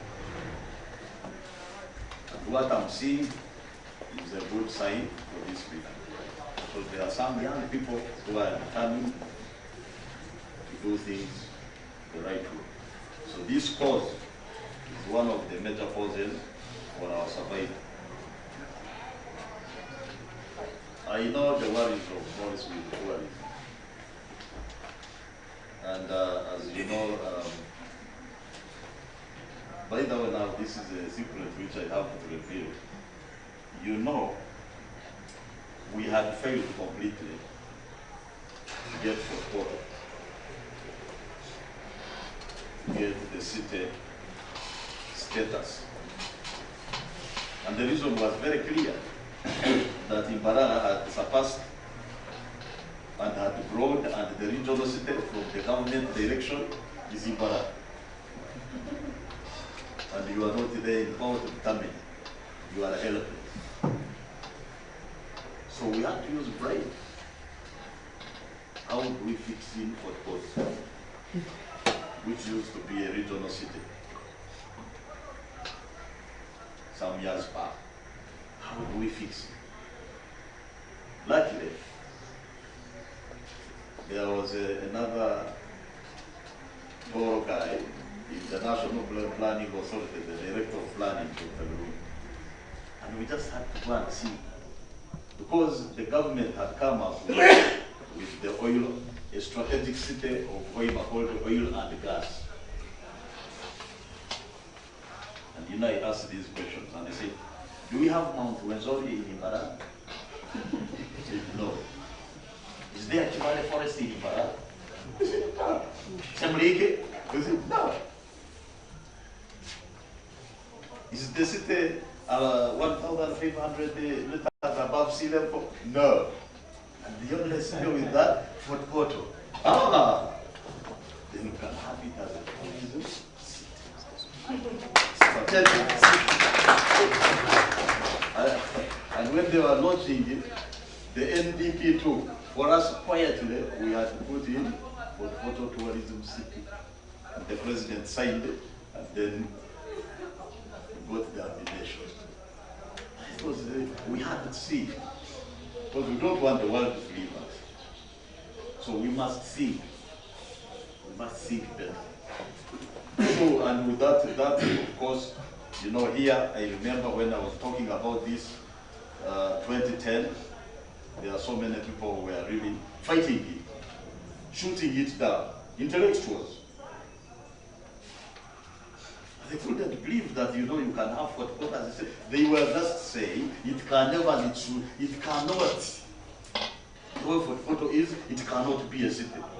And this was serious argument. So I told the voters, really, where are these fellas taking you? If people are not moving you from one point to another, they don't want greatness, then why do you waste your time with them? You see, you must be visionary, you must look ahead, and all these years, these scientists were talking about 80 years. And when you talk about 80 years, unfortunately for us, you know, this is the irony, and I think we must maybe get a psychological analysis of it. The way how people fear to die here.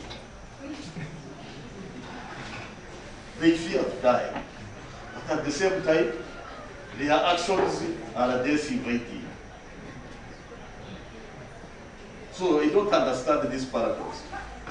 You know, people are not planning for long term, but at the same time they are all ruled by fear, and they have to keep praying to God how to reach the other place. So what's wrong? What is wrong? What is the problem? So why don't we prevent death and make it longer? Because that is the law. We have to die. So why don't we work for long life, leading better life? So to me, we must look at generational, from one generation to another. So this scientist has discovered something very rare, has gotten an award, but how many people know about that? The other day, I clashed with other legislators from Bulu City, from Arua, and they are talking about degazetting the forests within the city because they want to expand the city, buildings. And the motion was passed, and they were saying, but why don't you put in Fort Porto? And I told them that is an insult. You should even never talk to me about that kind of crap. I said, killing my city? So these botanical, the whole point is remove the botanical garden, replace with buildings. What type of leaders are those? Yeah, even they had asked for Fort Porto, the Gazette. Yeah, this demand was placed. And it started from the city leaders. They wanted land for expansion, and the target was here. But I blocked. And they will continue blocking so long as I am here. So, this is something which we must understand. What's your interpretation about life? When I go to China, I look at the Chinese with sympathy, the pollution, people living, you know, from one storage, they are just living in skyscrapers, that's where they are having their life.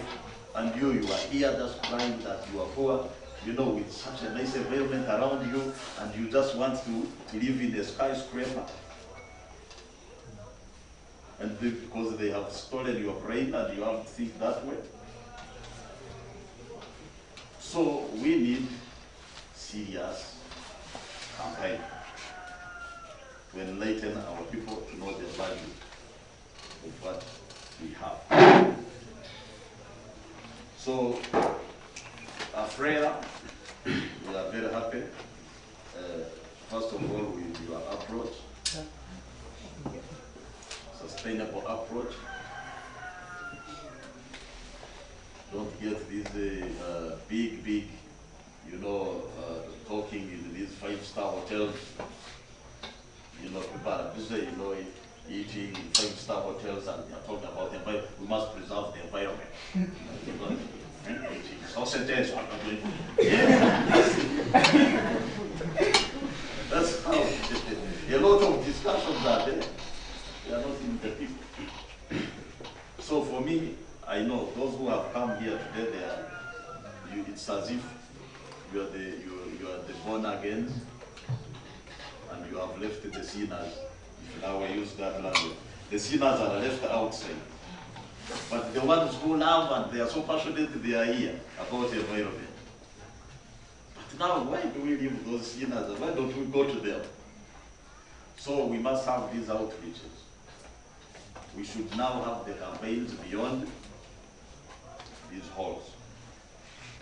We should get our radios, these local FMs. There is a lot of stuff going on, but people just playing music, European music, talking about it, gossiping. No, this one is called. I don't think anyone will be transferring this on the WhatsApp group, what we have really been discussing. Someone will just look and get bored, and they are looking for a picture of a naked woman or a man, caught with another woman. That's the kind of nonsense that you see a lot going on in social media. Scientific, no data. People are not discussing about their problems. So I think we have to change the approach, and the revolution begins here. So people who are passionate, they must extend the passion out. Walk the talk. What I do all the time. I talked to someone about butterflies, and they thought I was mad when I was just looking. Well, beautiful butterfly. Come, there's a beautiful butterfly that I found on the veranda. And you may call, then someone just stepped and killed it. Maybe I think, what the thing was very terrible. What was looking at a beautiful butterfly? And you just come and step and kill? This makes sense. What type of... Now someone can think you are crazy when you talk about a butterfly. You have lost in the sense of quality living. You're living quantity. You're just, you are physiological. So reach a level where you appreciate nature. Was God stupid to create that nature? So why you go against it? So for me, I feel there is a reason for every living thing that is available. There is a reason for it to happen. And you must coexist. Happily. Just develop love. So you hate yourselves as human beings. There is a lot of killings now in this country. People are just desperate. Then you are even hating these little insects which are here, no harm. You're just going and killing them. So what type of, where are you heading? So I hope we change the concept of the tourism city. We're going to turn it into a joyous, nice realm where people can come and relax and have life and breathe fresh air.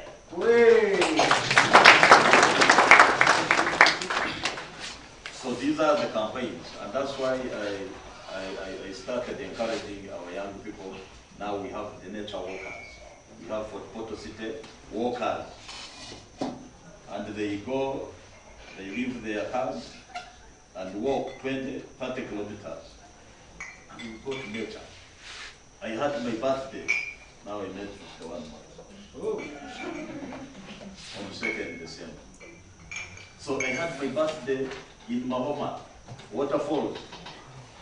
And I got the water massage, you know, I went in, you know, naked and red. I enjoyed the experience, you know, water, the water falls hitting on your back and your body vibrating. It's such a nice experience.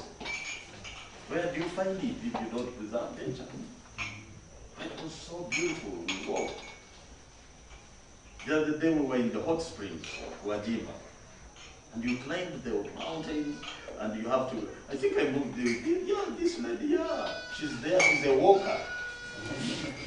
She's a walker. So we walked, and there is the hot one for the females, and then for the males. And we go in, and you relax your body. But if we destroy all these things, where do you find life? So we are trying to turn around the perceptions of our young people to love the environment. And you must now get these groups. We used to have wildlife clubs in schools. I used to be the chairperson of the wildlife, and you know, I just have love the wildlife. So I grew up loving. Actually, when you love environment, you become one of the best human beings because you have a large heart. You can't be corrupt when you are in love with the environment. But you find some people, they just do the job for the sake of it. They have no passion. They just begin making deals, giving away wetlands. The whole of Kampala city is in a total mess. Every wetland has been given away. And people are erecting buildings. And they make deals behind the table, and they say they are an environment officer. What type of person is that? So I think we need a big campaign. It is so frustrating. What I decided myself is that I'm not going to allow my life to be absorbed into negativity.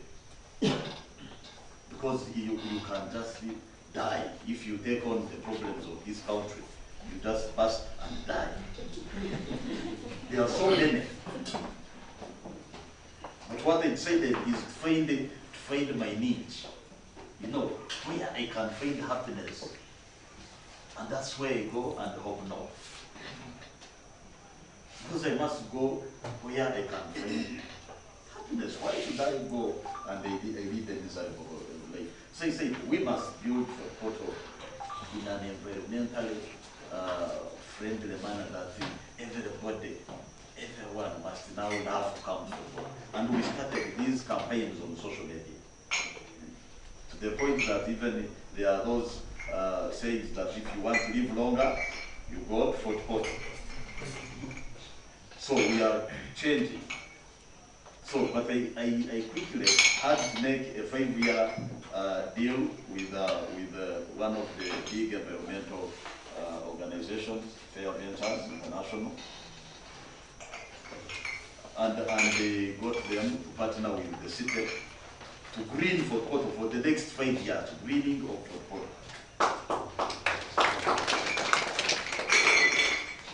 Now, the big problem comes. We recently planted close to 1,000 trees around the city. Maintenance. Can you imagine now those guys? In the memorandum which we had with the city is supposed to maintain these trees. But unfortunately, no one cares. Nobody cares. So the same organization had to come now and invest in maintaining, because they even told me, can you imagine we found all these trees, they are almost dying because nobody is caring. So, you know, we have to change. Now, this kind of meeting, why don't we have the city authorities represented. Why? So this is something that must change, and we must pay pressure. Anybody who is occupying an office and they are not doing the right stuff, we must pay pressure on them to deliver, or they quit these offices. So we must learn how to put pressure for people to deliver to us. But you see, we have the big problem. We have just chosen to allow people make mistakes in offices, and we are not putting pressure on them. That's the disaster. So I hope that this network will spread. Spreads among young people. You begin pushing for effective delivery, service delivery, and we begin tasking leaders to engage meaningfully, and I'm going to be your strong ally in this campaign. I'm glad that the Executive Director of KRC, Mr. Mohamed Sharif, is here. We must optimally utilize the KRC radio. When we were founding that radio, we said it must be different from other radio. It must provide people with the researched information. So the partnering between AFREA, KRC, the KRC works they do, the JSS and others, it should be given to the wider public. And there is a vehicle for that to happen. So I'm glad that the Fort TV initiative, I salute them. They are doing some great work. I follow. So it is an initiative of young people. They started an online television. And now I think maybe even now they may be watching me when I'm talking. Is that right? Because I'm seeing Fort TV around. So it means that my message has not remained in this form. Our concern, our causes must be spread out to as many people as possible. So seeing the girls' beauty, showing their beauty but positively, this is very important when you are just showing yourself beautiful and then you are adding value to the society. That is a good image you are portraying for the sustainability of our environment. So I salute you, the beauties of this city.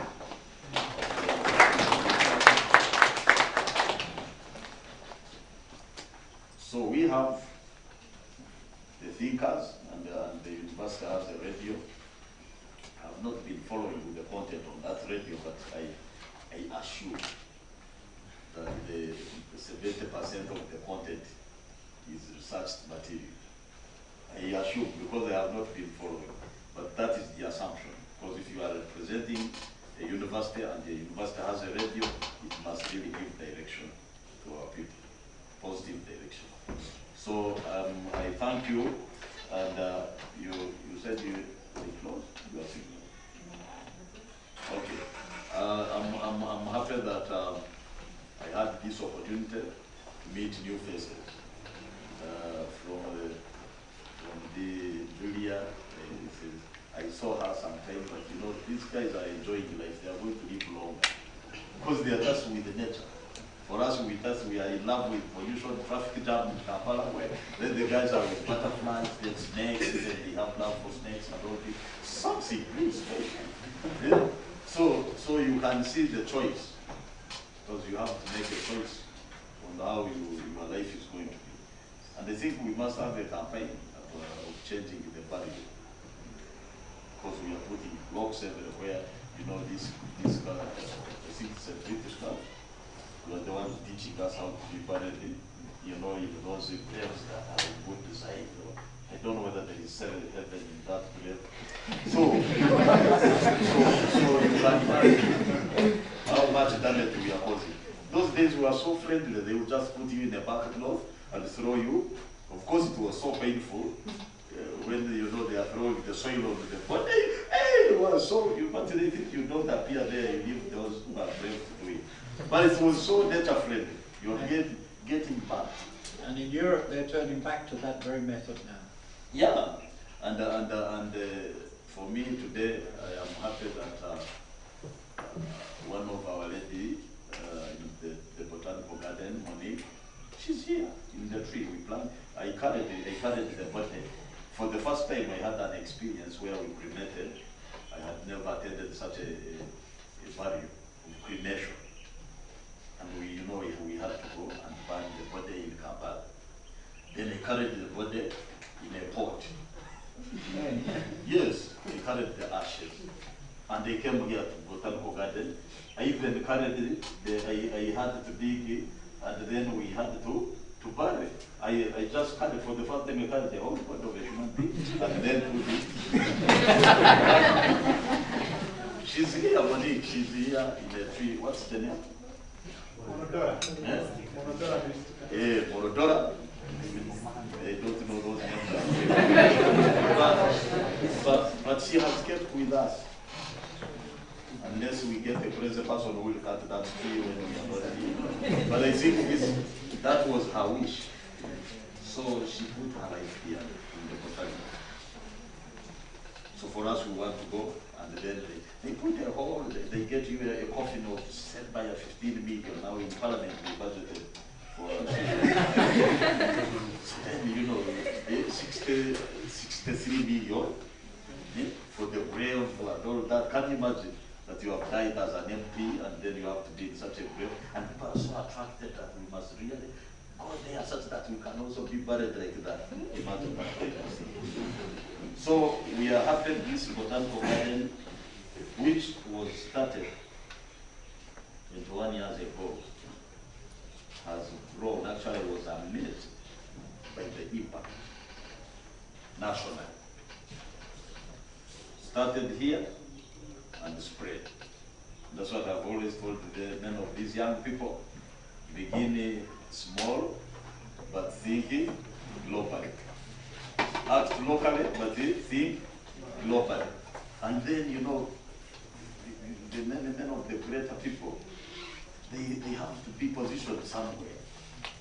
So, but for you think the greater people, they are just what made them Europeans and then Americans. Now, why did the Chinese emerge? You mean now God remember that there are these Chinese that left behind?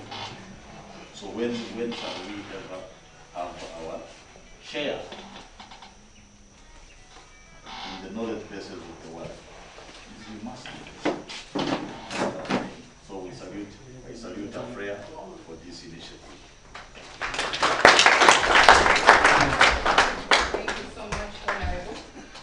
Thank you so much, Honorable, for that presentation.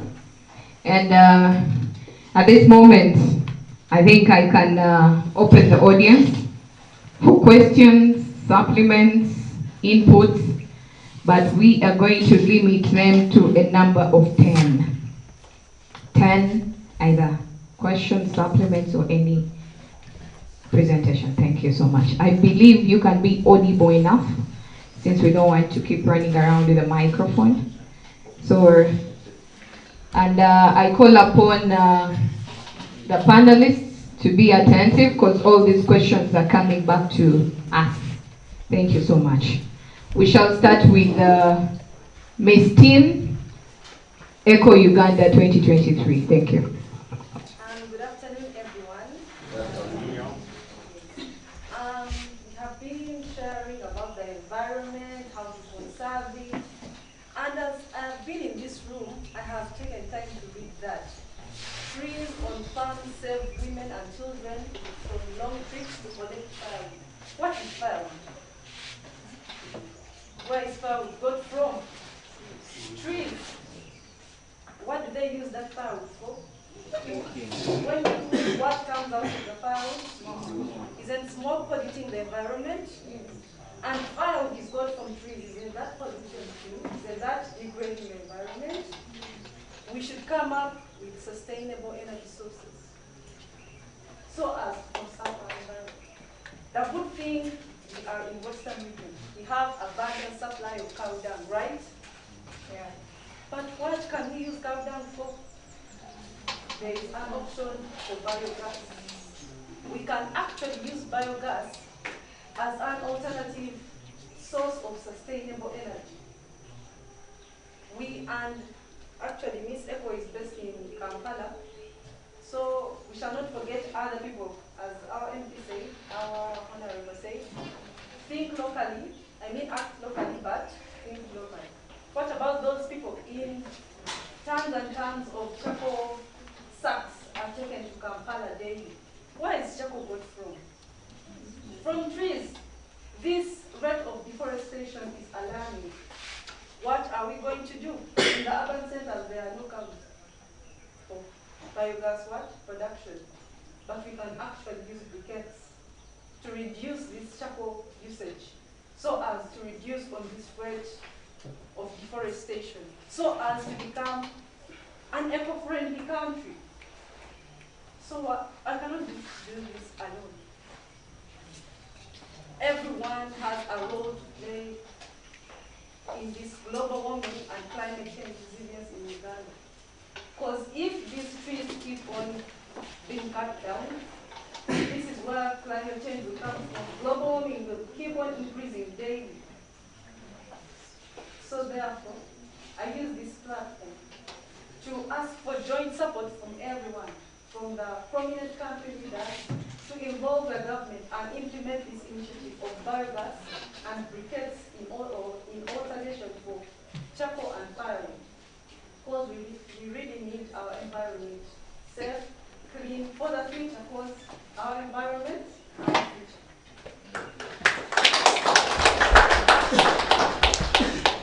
Yes, please. Thank you. My name is Robert. I'm an environmental scientist. I've been in technology for a while. I'm now carrying on in data science.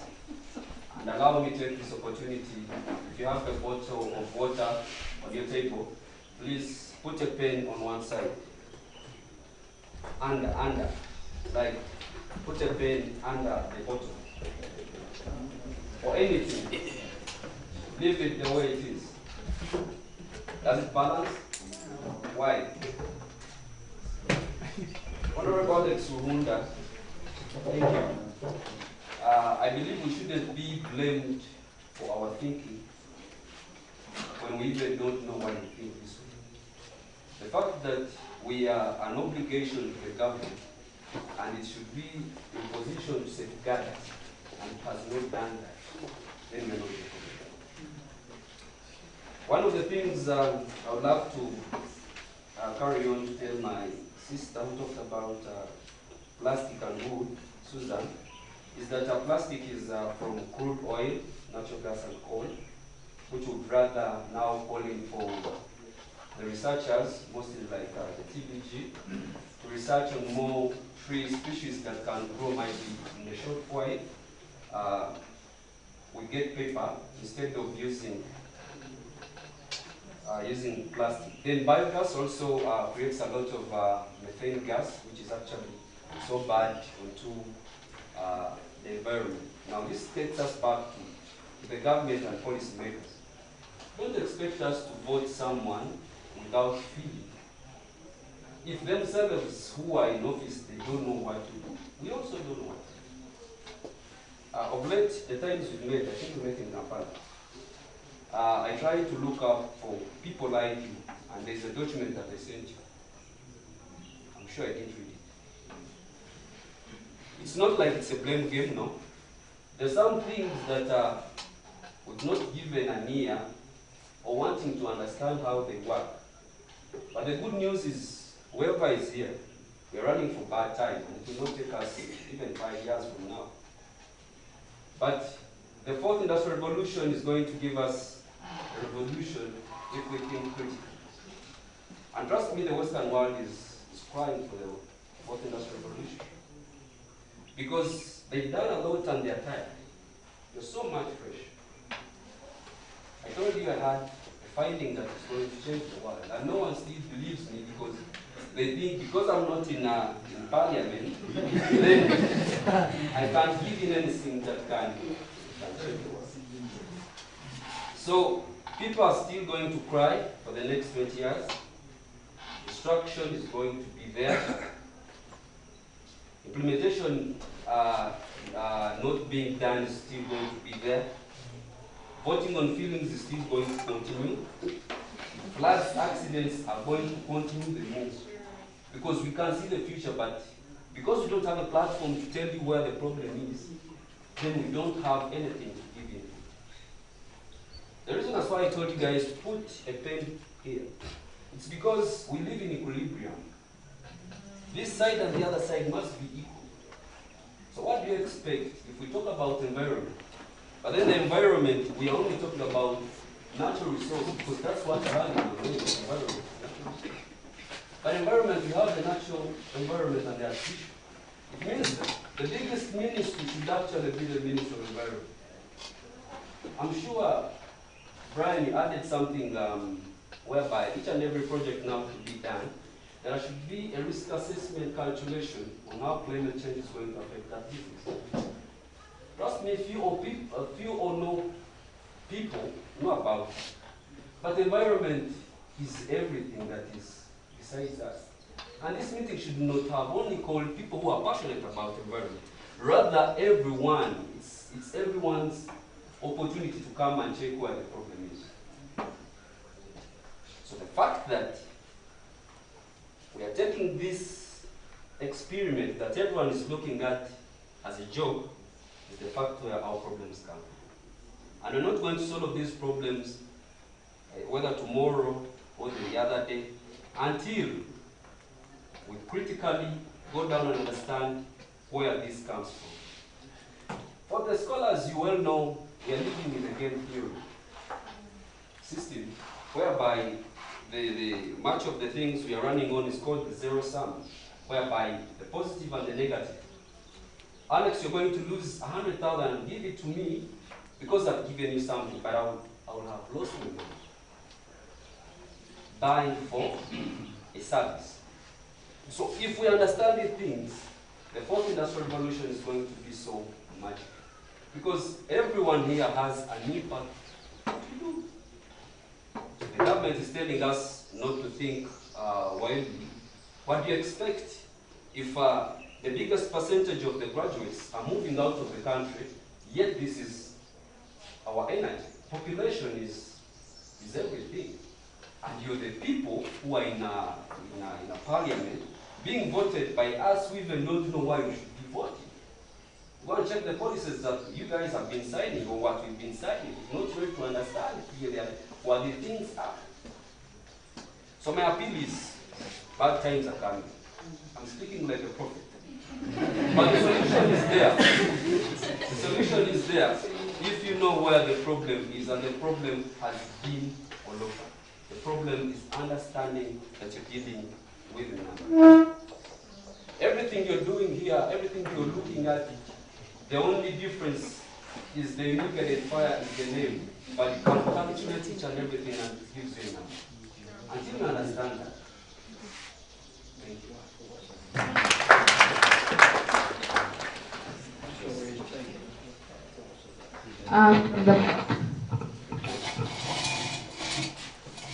Thank you so much, Madam MC. My name is Sabimana Dennis, student of Mountain of the Moon University, pursuing bachelor's in nursing science direct. Protocol is observed. I'll begin with what Mr. Maurice Burns talked about, that the society rests on politics by the decisions the politicians do. I have always believed, contrary to what most of the people believe, that politics is a dirty game. But rather, I believe that politics is a clean game that is mostly played by dirty people. So, remember Mr. Maurice Burns told us that we should all engage in politics at every level we are in. So I believe, as an environmentalist, if I would join politics, then I cannot reach in parliament and start signing policies that are contrary to environmental protection. That is the point I wanted to bring about. Then, he also talked about making the agricultural, for Rwenzori, an agricultural hub. And yes, I believe in it, because even the President of Uganda talked about it yesterday at the National Thanksgiving service, that all the other sectors we are here, like tourism, hotels, but agriculture still lived on. And he also said that after the long period of COVID-19, when tourism was catching up again, then Ebola had to hit in. And they are now suffering again. So we should have good minds and we see forward, like how Mr. Barnes has said. And that will bring me on the issue of politicians. Late November, I had a study to see on how solid waste management is done here in Potopoto, because I'm new here. So I had to visit the state solid waste management facility. Then I had to visit the National Water Sewerage Corporation offices, and I visited Mpanga Market Sewage Collecting Center.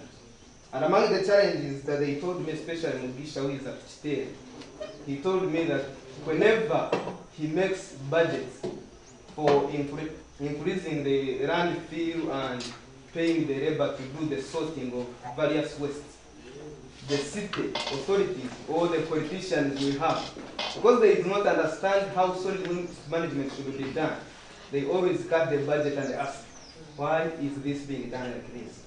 And why should they?